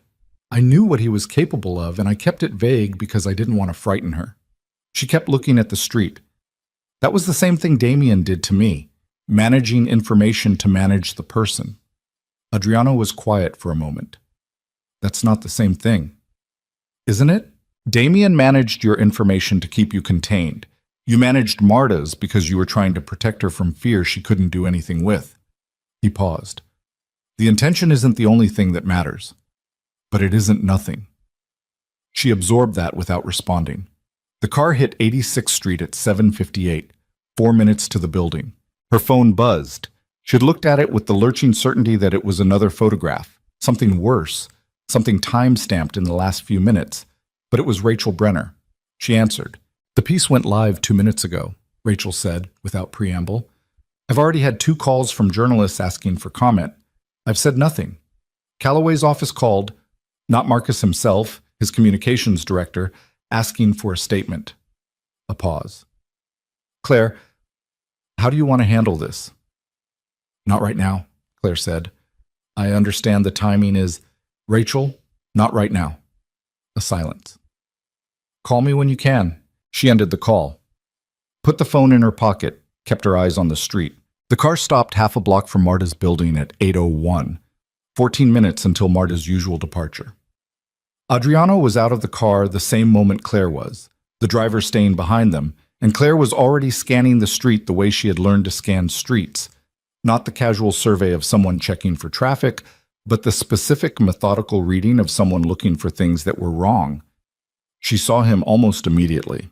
He was across the street from Marta's building, partially obscured by the scaffolding on the neighboring brownstone that had been under renovation for most of the year. A man in dark clothing, mid-30s, with the particular stillness of someone who was waiting rather than existing, the quality of a person who had chosen their position deliberately and was occupying it with professional patience. He had a phone in his hand. He was watching the building entrance. East side of the scaffolding, she said, her voice low. Adriano had already seen him. Yes. Does he have? I can't tell from here. His voice was controlled in a way that communicated the answer might not matter. Stay with the car. Adriano. But he was already moving, and the driver was moving with him in the unhurried, purposeful way that she had come to understand was the operational register of people who had done this before. Not running, not telegraphing urgency, just walking across 86th Street with the directional intent of men who had decided something. Claire stood beside the car for approximately 4 seconds. Then she went the other way. The building intercom sometimes worked and sometimes didn't. She had been to this building enough times that she knew the door code. Marta had given it to her 2 years ago when Claire had needed to pick up a key. She punched it in without slowing down and was through the door and up the first flight of stairs before the door finished closing behind her. 3rd floor. She took the stairs at a pace that wasn't quite running, the kind of fast, deliberate climb that didn't announce itself as panic. First landing, second landing. The carpet on the stairs was the same worn burgundy it had always been, the same faded strip of brass carpet tack on each riser that she had navigated in the dark twice after late dinners that ran long. She knocked on the apartment door. Marta opened it in 12 seconds, which meant she was already up and dressed and moving through her morning, which meant the timeline was exactly what Claire had feared. Marta looked at her.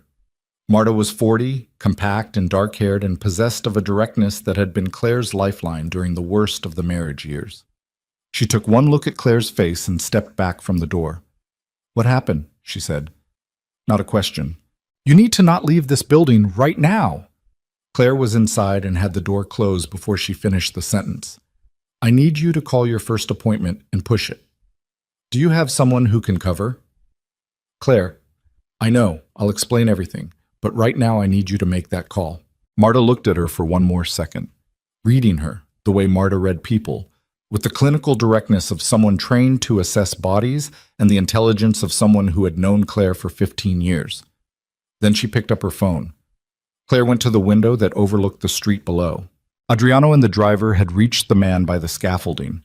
She couldn't hear the exchange from 3 floors up through a closed window, but she could read the geometry of it.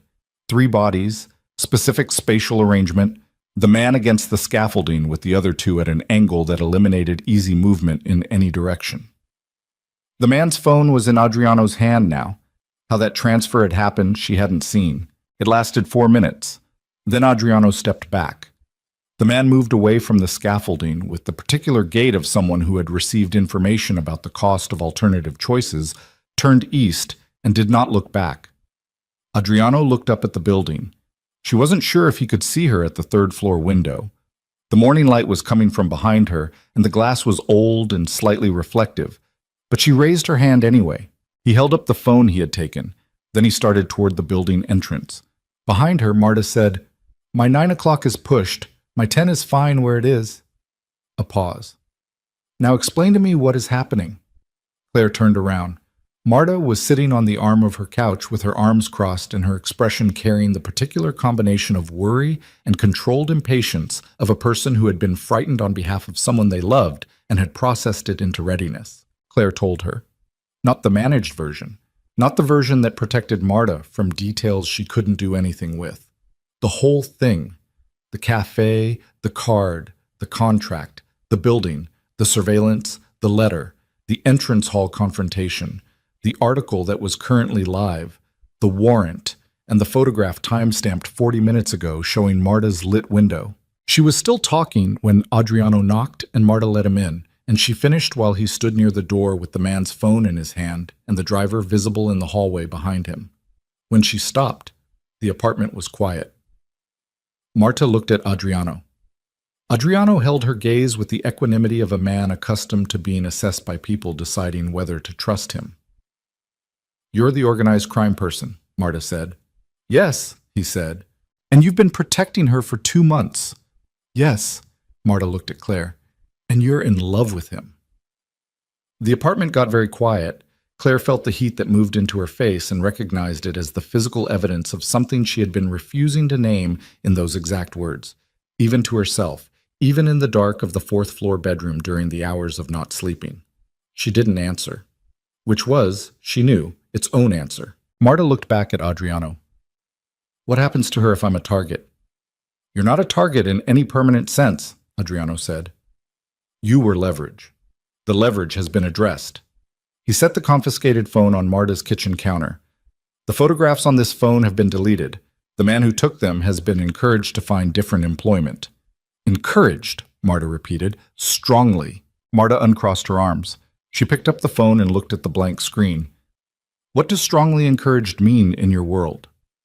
It means he'll wake up tomorrow with a complete understanding of why this particular line of work isn't worth it. A pause. He won't be back. Marta set the phone back down. She looked at Claire with the expression she had been giving Claire for 15 years when Claire was in a complicated situation that Marta had opinions about. You moved into his house. I'm working on his building. You moved into his house, Marta said again, and the distinction was its own complete sentence. Claire opened her mouth, closed it. Does he know? Marta asked. Know what? That you're in love with him. The apartment was very quiet again. The morning sounds of 86th Street came through the window. A bus, a delivery truck, someone's dog, the ordinary Thursday morning texture of a city block that had no idea how close something bad had come to it 20 minutes ago. We need to talk about what comes next, Claire said. Damien isn't done. The article is live, the warrant is in motion, and I have 22 hours left on a promise I made to Marcus Calloway. She looked at Adriano. I need a plan, a real one, not just reaction. Adriano had been watching her with an expression she couldn't entirely read. When she said, I need a plan, something in his face settled. A return to operational mode, she thought, the part of him that was most comfortable when there was a problem with edges. Marta needs to not be here for the next 48 hours, he said. Not negotiable. Marta started to object. Adriano looked at her directly. He used you to get to her. As long as you're accessible, he'll use you again. I can arrange somewhere comfortable, and I have patience, Marta said. I can arrange coverage. Marta stared at him. You can arrange physical therapy coverage. I can arrange for your schedule to be managed for 48 hours. Yes. A silence during which Marta recalibrated her understanding of the situation. Fine, she said, with the tone of someone tabling a larger argument for a more appropriate moment. Where? An hour later, Marta was packed and in the car with the driver heading to a specific address in Midtown that Adriano had arranged by phone in the time it took Claire to help Marta choose what to bring. Claire stood on the sidewalk and watched the car until it turned the corner and then stood there for another moment in the October morning air, feeling the particular quality of silence that arrives after something that might have been very bad has resolved into something merely difficult. Adriano stood beside her, not touching, just present, in the way he was consistently present, available, oriented, not requiring anything from her. The plan, she said. Walk, he said. I think better walking. They walked east on 86th in the direction Marta's car had gone, not following it, just moving through the morning because he was right that some thinking required motion. The street was doing its regular business around them. Coffee carts, dry cleaning pickup, a school group moving in a loose cluster with the specific chaotic energy of children on a field trip. Damien has now fired everything he was holding, Adriano said. The investigation, the press piece, the personal pressure on your clients and on Marta, he has discharged his full arsenal. Unless there's something else. There's always potentially something else, but the pattern of escalation suggests he believed this round would be decisive. He expected the warrant to produce immediate paralysis on my end, and the article to collapse your professional standing so completely that you'd have nowhere to go. He paused. He didn't account for you. I don't have anywhere to go, she said. The article is live. Calloway has 21 hours. My other clients are going to read it and make their own calls. Calloway is the anchor. If Calloway holds, the others follow. And if he doesn't, then we work with what remains. She thought about the building on 67th Street, the marble floors and the mahogany staircase and the ghost of silk wall coverings and the servants' stairs with the extraordinary newel posts. She thought about the months of work already done, the months ahead. She thought about whether any of that survived the next 24 hours. She thought about what she was actually willing to lose and what she wasn't. I need to talk to Marcus myself, she said. In person, today. That's the right call. I need to tell him the truth, not a managed version. The actual truth about who you are and what the building is and why I'm there. Adriano stopped walking. She stopped with him. They were on a corner with a flower stand at the curb, the vendor arranging buckets of dahlias and late-season sunflowers, with the routine efficiency of someone doing this for the 10,000th time. That may cost you the contract, he said. I know. If Calloway terminates, the others, I know what it may cost. She held his gaze. But the alternative is building the next 3 years of my professional life on a version of events that isn't true. And I'm not doing that. I spent 3 years building a marriage on versions of things that weren't true. I'm not doing that again. She paused. I'll tell him the truth about what the project is and why I took it. What he does with that is his decision. Adriano was looking at her with the complete unhurried attention that she had stopped finding unnerving some time in the past 6 weeks. The attention that had started to feel like the opposite of what she had expected it to feel like. All right, he said. And I need you to let me do it without running parallel management on the outcome, she said. Whatever I say to Marcus, whatever he decides, let that be what it is. All right? I mean it. Claire. His voice had a quality she didn't hear in it often. Something underneath the control. Something that had decided to be direct. I know you mean it. I also know I've made it complicated for you to know what I mean when I say something, so I want to be clear. He held her gaze. When I agree to something, I keep it. Full stop.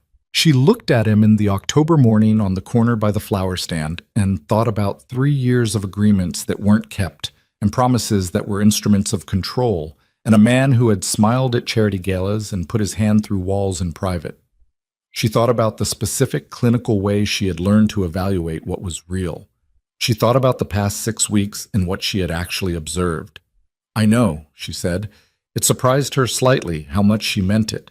They called Marcus Calloway from the car on the way back to the townhouse and arranged a meeting for noon. Adriano disappeared into the library with his attorney on the phone for the 2 hours before she had to leave for Calloway's office. And Claire went upstairs and stood in the 4th-floor bathroom and looked at herself in the mirror with the unsparing honesty of someone who needed to know exactly who they were walking into a room as. She looked tired. She looked like someone who had been running on adrenaline and purpose and inadequate sleep for 2 months. She also looked, she thought, like someone who had stopped apologizing for taking up space, which was a look she had not seen on her own face in a long time. She changed into the clothes she wore when she wanted to be taken seriously. Dark trousers, a well-cut jacket she had bought before the marriage with money she had earned, the professional armor of a woman who had learned that presentation wasn't vanity, it was communication. She fixed her hair. She picked up her portfolio. She went downstairs. Adriano was in the library doorway. He looked at her. A single, complete look. The kind that took inventory without performing it. You don't need anything else, he said. She walked to Calloway's office on her own. She told the car to drop her 2 blocks away because she wanted the 2 blocks, wanted the physical act of walking into the meeting under her own power. She went through the lobby of the building, took the elevator to the 14th floor, gave her name to the receptionist, and sat in the waiting area for 3 minutes looking at the architecture of the space and thinking about original design intention versus contemporary intervention, which was the thought process that calmed her more reliably than any other. Marcus Calloway came out himself to collect her, which was a choice that meant something. He showed her into his office, real office, not a conference room, bookshelves and a desk with actual work on it, windows overlooking Midtown with the particular compressed energy of Manhattan at noon. He sat. She sat. Tell me, he said. She told him. 31 minutes.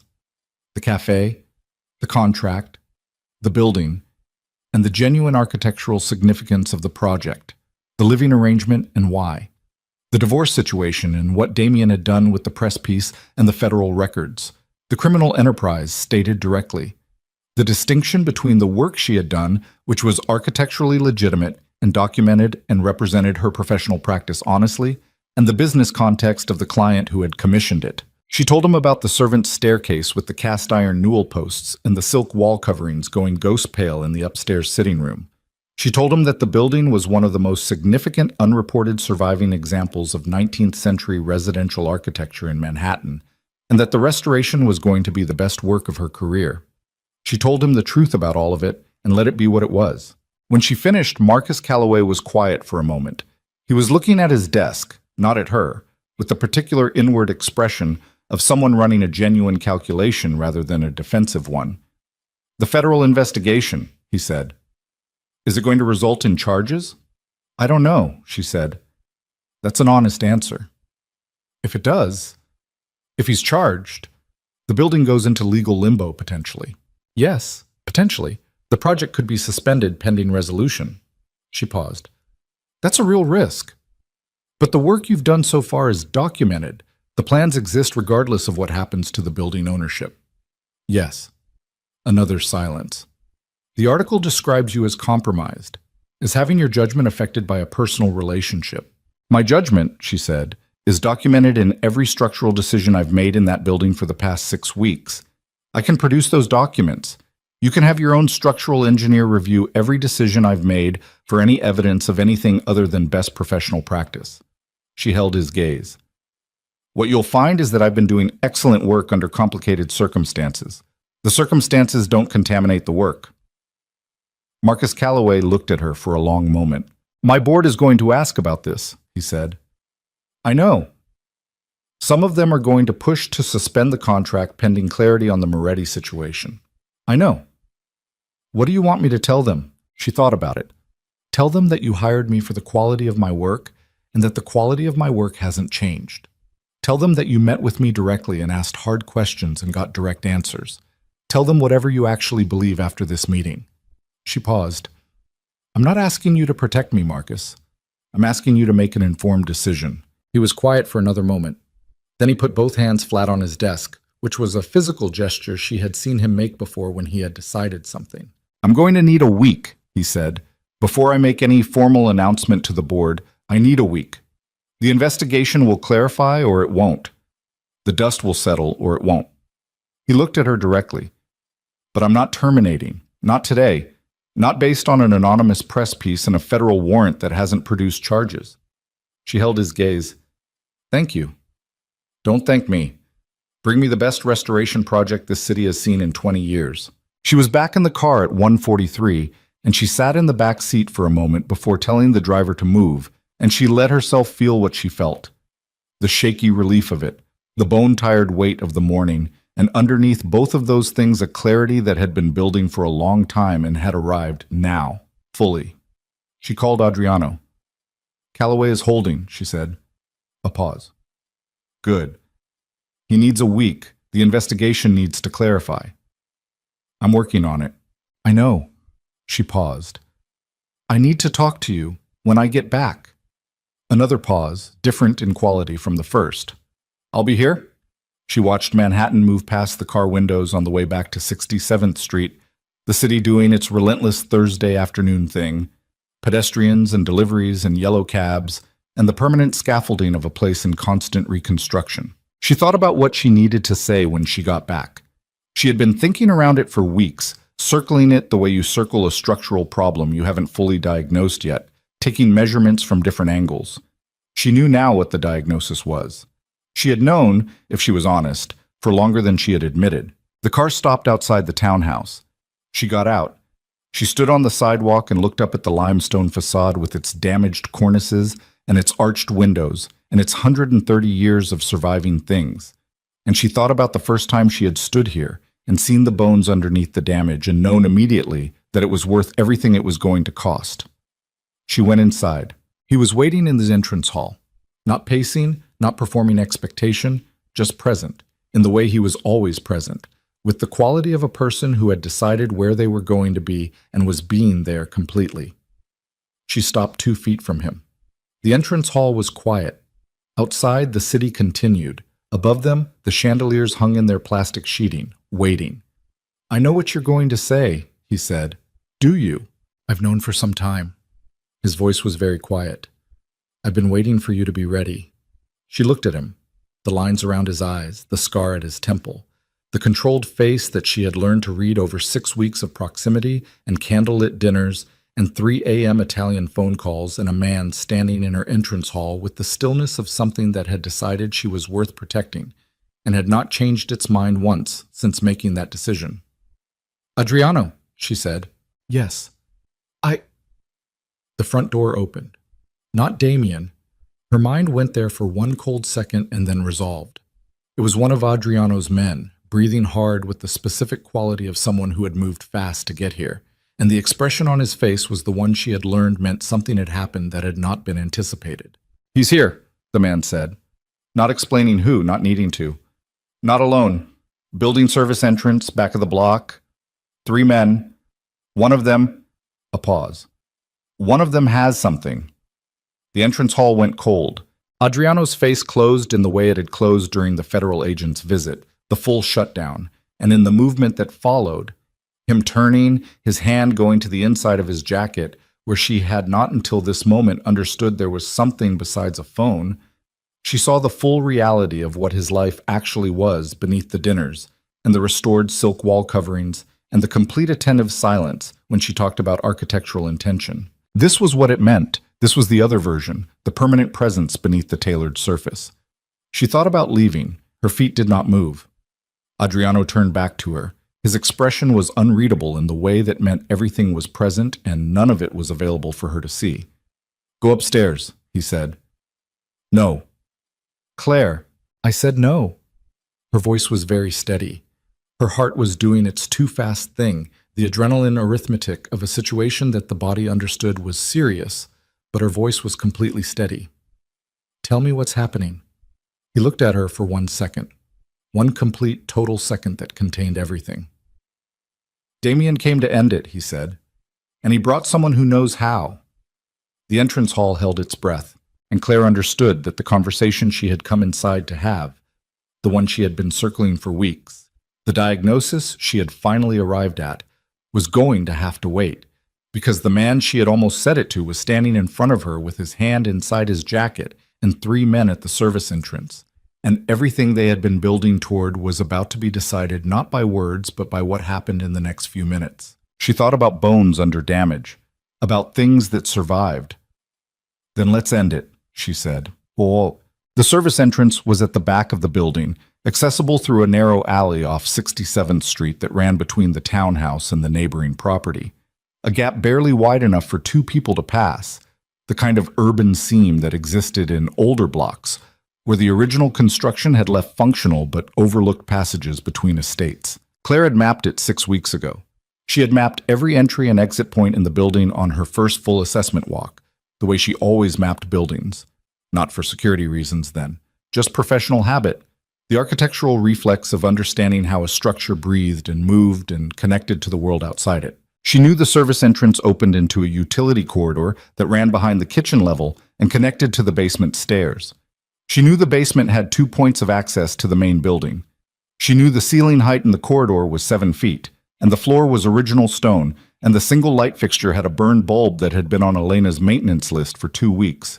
Adriano's man, she had learned his name was Reyes over the past weeks without ever quite asking for it, was relaying details in rapid low Italian that she caught in fragments. 3 men, service alley, one carrying something he described with a word she didn't know. The word made Adriano's jaw set in a way she had not seen before. "What's the word?" she asked Adriano. He looked at her, a decision happening fast behind his eyes. "A weapon," he said, "not a firearm." She processed that. Damien hired someone who works with bladed instruments? Damien hired someone who wants this to look like something that happened to a building rather than something that happened to people. A pause. Accelerant. The cold that moved through her was different from every previous cold in the past 2 months. More physical, more specific, seated in the body's oldest knowledge about what fire meant. "He's going to burn it," she said. "He's going to try to make it appear accidental. A building under renovation, construction materials, old wiring." Adriano's voice was completely flat. "And anything in it." She thought about the silk wall coverings going ghost pale in the upstairs sitting room, the Carrara marble in the master bath, the cast iron newel posts. 130 years of surviving things. She thought about Elena, who lived in the staff quarters on the 2nd floor. "Elena," she said immediately. "Reyes." Adriano's voice was sharp. Reyes was already moving toward the staff staircase, phone to his ear. Claire looked at the library door. All her work was in there. 6 weeks of drawings, assessments, material specifications, contractor correspondence, the full preliminary documentation for a restoration that represented 15 years of professional trajectory arriving at its most significant project. She thought about it for exactly 2 seconds and then stopped thinking about it, because paper and drawings and specifications could be rebuilt and people could not. "What do you need from me?" she asked. Adriano was already at the vestibule door, moving with the compressed efficiency of someone executing a plan that had been forming faster than the conversation. Stay in the entrance hall. The door has a bolt that takes a key from the outside. I'm engaging it. You're locking me in. I'm locking them out. He turned to look at her. One full turn, both hands briefly free of his jacket, his face open in a way she had only glimpsed in pieces before. The police are already called. They'll be here in 4 minutes. I need you to be standing in this entrance hall when they arrive. And you? I'll be at the service entrance. She understood what that meant. She had understood for 2 months what the other version of him required when it was activated, and she was not naive, and she was not going to perform shock about it now. Don't get hurt, she said. Something moved across his face, not the ghost smile and not the controlled flatness. Something else, something she had not seen before, too fast to fully read. Stay in the entrance hall, he said. He went through the vestibule door. She heard the bolt engage from the outside, the heavy mechanism of a century-old lock that had been designed to hold against things that might want in. She stood in the entrance hall. She was not good at standing still. She had never been good at it. She was a person who thought through movement, who processed through action, who had spent 3 years of a bad marriage using work as the mechanism for managing everything that couldn't be otherwise managed. Standing in the entrance hall with her heart running too fast and the building silent around her and 4 minutes as an abstract unit of time that her body was refusing to experience as abstract. This was harder than anything she had been asked to do in the past 2 months. She heard them at the back of the building at 90 seconds. Not voices, sounds. The specific sound of people moving through a space with the focused quiet of people who believe they are undetected, which is a different sound from actual silence. The stone floor of the utility corridor transmitted it differently than the plaster and wood of the upper floors. Then a voice. Low, male, language she didn't recognize. Then silence. Then a sound she did recognize, which was the sound of a physical confrontation. Not cinematic, not clean, but the actual acoustics of bodies in a confined space making contact with each other and with the stone walls and floor. Brief. Violent in the specific, compressed way of things that happen in narrow corridors with no room to maneuver. Then nothing. She was standing at the vestibule door with her hand on the bolt. She couldn't open from this side when she heard footsteps on the service stairs, the basement stairs, ascending, the particular rhythm of one person moving at a deliberate pace. The footsteps crossed the kitchen level, continued up to the entrance level. The internal door from the kitchen corridor opened. Adriano walked into the entrance hall. He had a cut along his left cheekbone, shallow but bleeding steadily in the way face cuts did, and his jacket was gone. And there was a darkening on his right side along the ribs that would be significant bruising by morning. He was breathing harder than she had ever seen him breathe, the controlled respiration fully abandoned, his chest moving with the visible effort of someone whose body had been working at its limit for the past 4 minutes. He looked at her standing at the vestibule door with her hand on the bolt that wouldn't open, and something crossed his face. Not relief exactly, something more complicated than relief. Something that had been held in reserve for a long time and was now very close to the surface. "Are you hurt?" she asked. Her voice came out completely steady, which was not what her interior felt like. "No." A pause. "Yes. Ribs, not broken." He moved toward her at the same careful pace, favoring his right side. "The 3 men. Reyes has 2. The third, the one with the accelerant, ran." He stopped 6 feet from her. "He'll be found. He won't be a problem after that." She looked at the cut on his cheekbone. She looked at the careful way he was holding his right side. She looked at his face, the lines and the scar, and the controlled surface that was not, right now, fully controlled. She crossed the 6 feet between them. She put her hand against his face, carefully, not touching the cut. Just her palm against the line of his jaw, and she felt him go very still the way he had gone still in the cafe when he had made a decision and was committed to it. "Claire," he said. "Don't," she said. "Don't manage it." He closed his eyes for approximately 2 seconds. She felt his jaw move under her hand. When he opened them again, the surface was not reconstructed the way it usually reconstructed. It was something she had not seen in his face before. Not fully. Not like this. It was the face of someone who had stopped carrying something very heavy and was in the first moment of not carrying it. I need to tell you something, she said. I know what you need to tell me. Let me say it anyway. He held her gaze. The entrance hall was very quiet. The chandeliers above them hung in their plastic sheeting. The marble floors held their cracked geometric pattern. The mahogany staircase waited in its partial restoration, the whole extraordinary, ruined, magnificent building holding its breath around them. I love you, she said. She had not said those words to anyone in 4 years. The last time she had said them, they had been hope performing as certainty, faith mistaken for evidence, the things she had wanted to be true that she had said aloud often enough to believe. She had learned, in the years since, the difference between the two kinds of saying. This was not hope performing, this was observation arriving at its conclusion. Adriano looked at her. His hand came up and covered hers where it was still against his jaw, and she felt the warmth of it, the weight of it, the slight roughness of his palm from whatever the past 4 minutes had required of his hands. I know, he said quietly. I've known for some time. A pause. I've been in love with you since the day you spent 40 minutes on the servants' staircase and forgot entirely why you were in the building. She felt the sound that came out of her. Not quite a laugh, not quite anything categorizable. Something that was the release of 2 months of managed emotion, finding the first available exit. He pulled her in carefully, mindful of his ribs, and she let herself be pulled, and she stood in the entrance hall of a crumbling, magnificent building with her face against the shoulder of the most dangerous man she had ever known, and thought about bones under damage and things that survived. Outside, the first siren was audible, then a second. The police were 40 seconds out. They stepped apart, both of them, at the same moment, not away from each other, just to the appropriate distance for what was about to happen next. This is going to be complicated, she said. Yes. The police, the investigation, the warrant, Damien. Yes. We should talk about all of it. We will. He touched the back of her hand briefly with 2 fingers. We have time.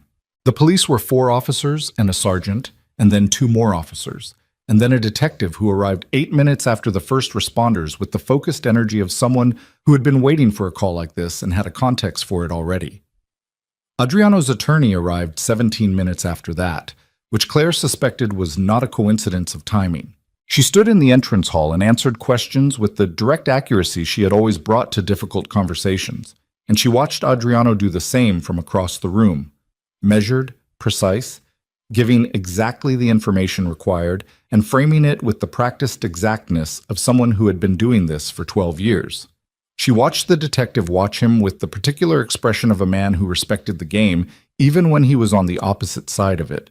Reyes was in the basement with 2 men who were going to have legal problems for a very long time.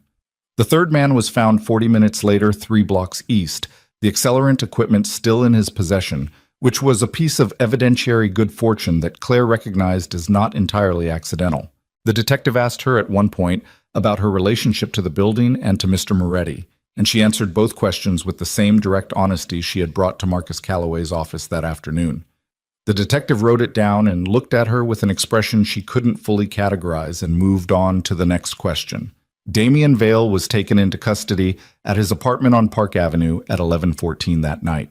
She found out from Rachel Brenner, who called with the information and the specific quality of controlled excitement that trained legal professionals produced when something had gone significantly in their client's favor. Conspiracy to commit arson. Conspiracy to commit assault. The third man, whose legal situation was now very complicated, had been cooperative in the way that people become cooperative when cooperation is the only remaining path to a reduced sentence. The divorce proceedings, Rachel said, are going to look very different now.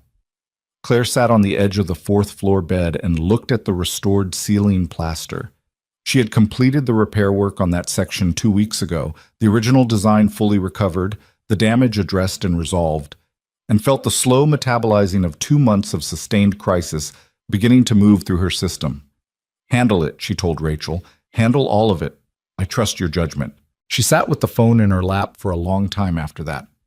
Elena knocked at 10 past midnight and brought tea without being asked, set it on the bedside table with her usual efficient grace, and paused at the door. The cut on his face, Elena said. He won't let me near it. Claire looked up. Elena's expression was the expression of a woman who had been managing this household and this man for a significant number of years and had developed opinions about both. He's in the library, she added, and left. Claire went downstairs. He was at the desk with his jacket still gone and his shirt sleeves rolled and the cut on his cheekbone dried now but still needing attention.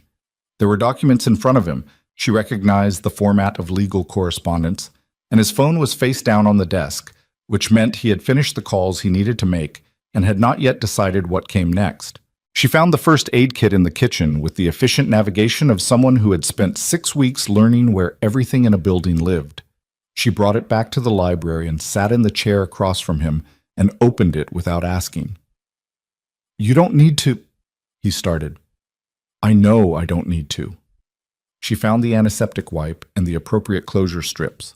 "Hold still." He held still. She cleaned the cut with the careful precision she brought to everything that required it, and she felt him watching her face while she worked with the attention that had never stopped being complete and unhurried, even when everything around them was neither of those things. "The warrant," she said, focusing on the cut. "What does your attorney think?" "That it's manageable.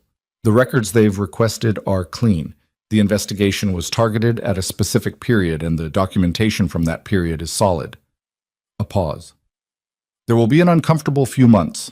Some operations will need to restructure. Several relationships will need renegotiation." Another pause. "It will require significant changes. To your business. To my life." He was quiet while she applied the closure strips. "I've been thinking about changes for some time. Before all of this, the building was part of that." She smoothed the last strip into place and sat back slightly. "The building was part of what?" He looked at her. "I'm 39 years old," he said. "I have run something that I inherited at 31 because I was the only one available to run it, and because I didn't know how to do anything else. I have spent 8 years being competent at a thing I did not choose and managing the cost of that competence." He paused.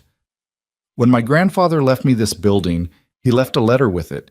He said the building was the only thing the family had ever made that wasn't bought with money that cost someone else something." A long pause. "I think he wanted someone to restore it. I think he wanted someone to make something instead of just maintaining an empire." She sat with that. The library was very quiet around them, the building settling into its late-night sounds, the ordinary nocturnal respiration of old stone and old wood. "You can't walk away from it," she said, not as an objection, just as the truth she understood. "No, not immediately, not completely. It doesn't work that way." He held her gaze. "But it can be reduced, restructured. Some of it is already legitimate. More of it can become so." A pause. "It's a longer timeline than I'd choose, but it's a real one." She thought about what that meant. She thought about it with the same directness she had brought to the Callaway meeting and the conversation in the entrance hall and every other moment in the past 2 months, when the easiest thing would have been to soften the reality into something more comfortable. She thought about who he was and what that meant and what she was choosing if she stayed and whether the choosing was clear-eyed. She thought about 3 years of a marriage to a man who had hidden his nature until it was too late to make a different choice. She thought about a man who had told her, from the first conversation in the library, exactly what he was. "The servant's staircase," she said. He blinked, the slight confusion of a man whose train of thought had been redirected. "What about it?" "I want to restore the landing on the 4th floor next. The ironwork there is the best in the building, and it's been covered under boarding since the 90s. I want to get to it before the contractor finishes the south wing." She paused. "I need to know you're committed to the full scope, the whole building, not the parts that are easiest." He looked at her for a moment, understanding the conversation they were having that was not only about the staircase. "The whole building," he said. "I've said so from the beginning." "You have," she agreed. She put the first aid kit back together. She was aware of him watching her with that complete attention, the attention she had stopped finding unnerving and started, somewhere along the way, finding necessary. The specific comfort of being seen fully by someone who had looked and not looked away. "The things I said in the entrance hall," she said without looking up from the kit. "I meant them. I know you meant them. I need to know if—" "Claire." His voice was very quiet.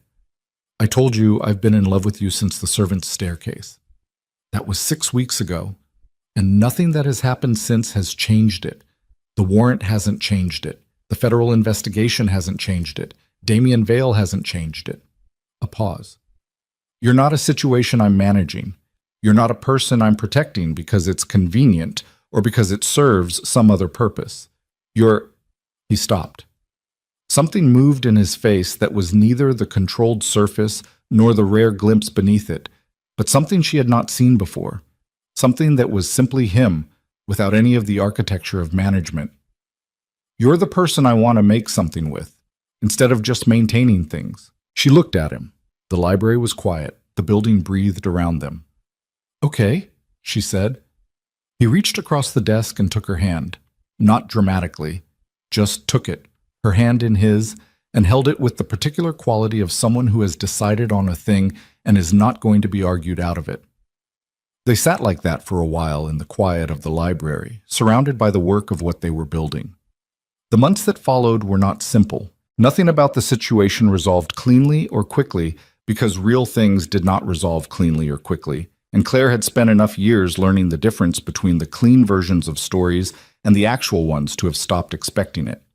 The federal investigation continued for 4 months, moved through its process with the grinding institutional pace of such things, and arrived at a conclusion that required Adriano's attorneys' full skills and 2 significant restructurings of affiliated business entities, but did not produce charges.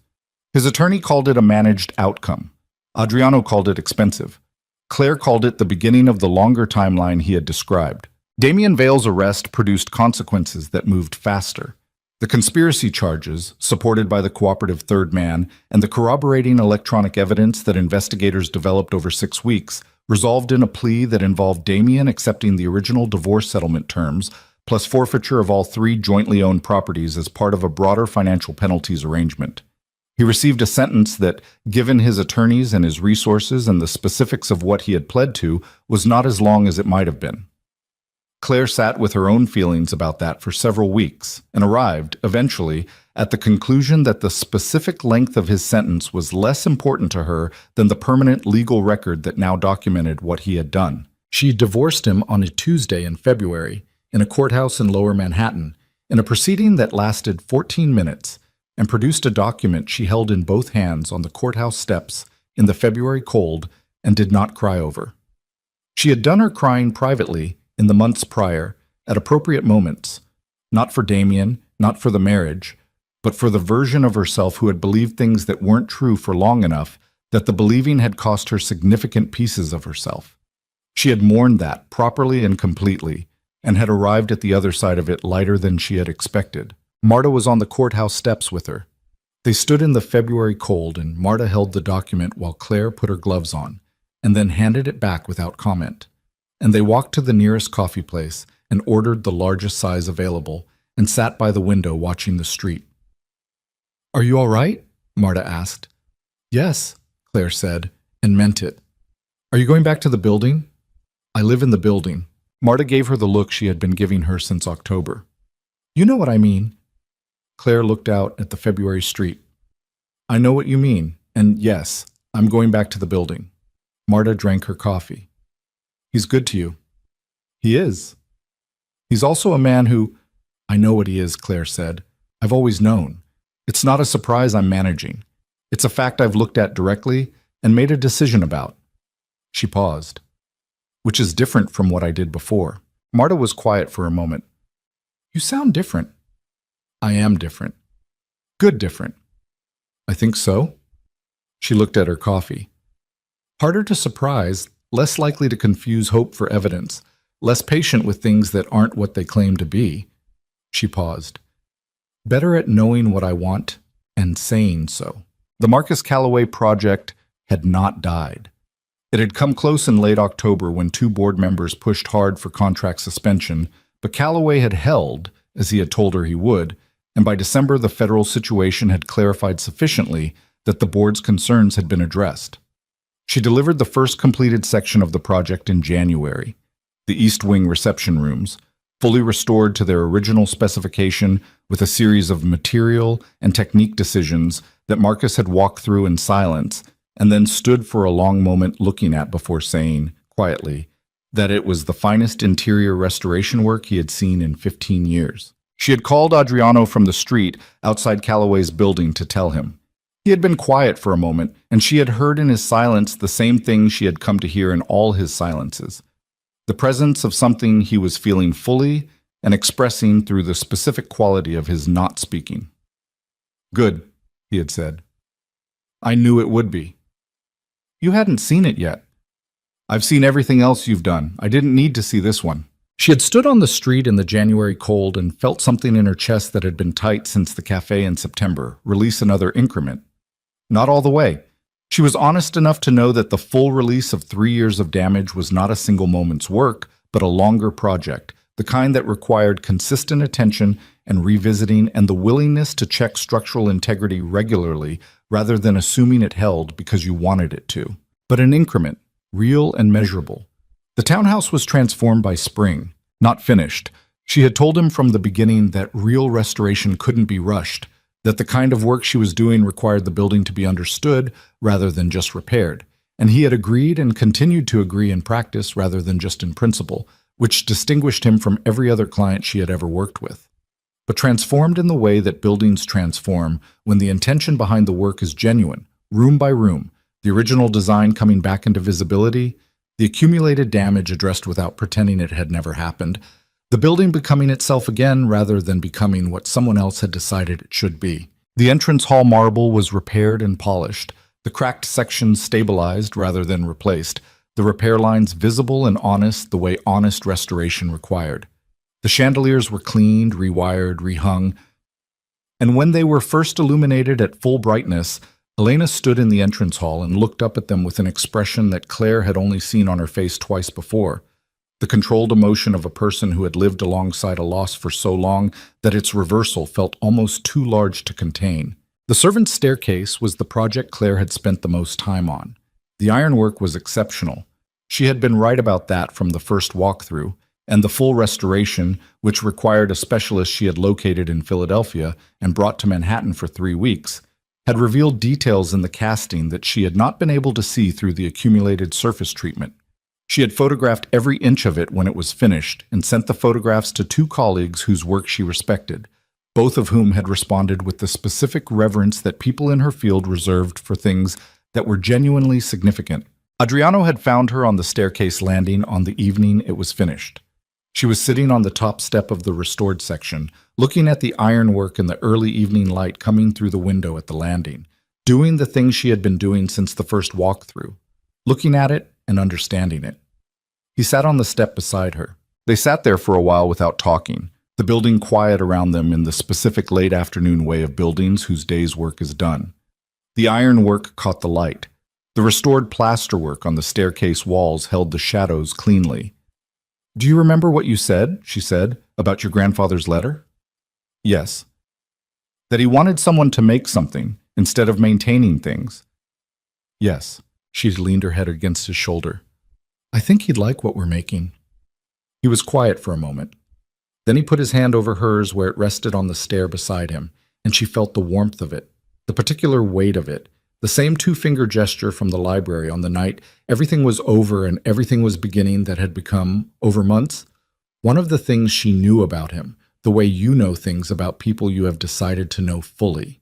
"I think so too," he said. They were married in October, 1 year almost exactly after the morning in the cafe. On the rooftop terrace, restored over the summer, the ironwork railing repaired, the original layout recovered, the views of Manhattan in every direction exactly what someone in 1887 had stood here and envisioned, with 20 people who mattered to them, and the city spread out below like a proof of something. The ceremony was brief and direct, which was how both of them preferred things. Claire wore a dress she had chosen herself without consultation, dark and clean-lined, and she stood on the rooftop in the October sun and said the words she meant with the same directness she brought to everything that mattered. And she watched Adriano say his with the particular quality of a man who did not make promises easily, and therefore meant the ones he made absolutely. Marta cried, which she did not acknowledge when Claire looked at her. Elena did not cry, which meant nothing, because Elena never cried. Afterward, they stood at the rooftop railing with the city below them and glasses in their hands, and Adriano looked at the skyline with an expression she had come to know as the one he wore when he was processing something he did not have words for yet. "What are you thinking?" she asked. I'm thinking about the building, he said. Which part? All of it. What it was when you came. What it is now. He looked at her. What you did to it. What we did, she said. It takes two. He looked at her for a moment with the complete attention that had never changed from the first day in the cafe and had stopped being unnerving and started being the thing she looked for in the morning when she came downstairs, and the thing she understood, without drama, was one of the essential conditions of her life now. Yes, he said, what we did. Below them, Manhattan moved through its evening, indifferent and relentless and full of the ongoing human business of building and losing and building again, of people in cafes and strangers in corner booths, and the particular algebra of moments that look like accidents until you understand what they were. She had come to sign divorce papers and had left with a business card and a different life. She had come to his building to restore architecture and had restored something else at the same time, the way restoration work always went. You came for the visible damage and you found the bones. And if the bones were sound, the rest was just work. Difficult, necessary, honest work that required you to understand what you were dealing with before you could decide what it could become. The bones had been sound.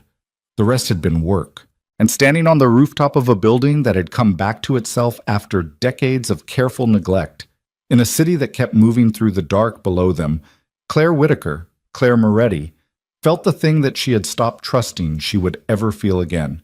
The thing that was not hope mistaking itself for evidence, but evidence arrived at through full attention and clear eyes and the willingness to look at difficult things directly. She felt unafraid, not because the world had become safe. She understood too clearly now that the world did not become safe, that safety was not a permanent condition, but a daily construction, that the person beside her carried a world she would spend years understanding, and that the understanding would sometimes be hard and would always be honest. But unafraid the way that people who have survived something are sometimes unafraid afterward, not because they have forgotten the cost, but because they have paid it fully and know now what they are capable of paying, and they have looked at what remains after the pain and found it worth the price. She put her hand on the restored ironwork railing, the cold October iron solid under her palm, and looked out at the city that had been running its own business all along, completely indifferent to every choice she had made in the past year, and felt for the first time in longer than she could clearly name, completely and simply grateful. Let's go inside, she said. It's cold. In a minute, he said, the same way he always said it when he wasn't done with a view. She left her hand on the railing. She waited the minute. The city moved below them. The building held them. The night came down over Manhattan the way it always did. Completely, without apology, indifferent to everything that had happened in its hours and everything that would happen in the ones ahead. And neither of them looked away.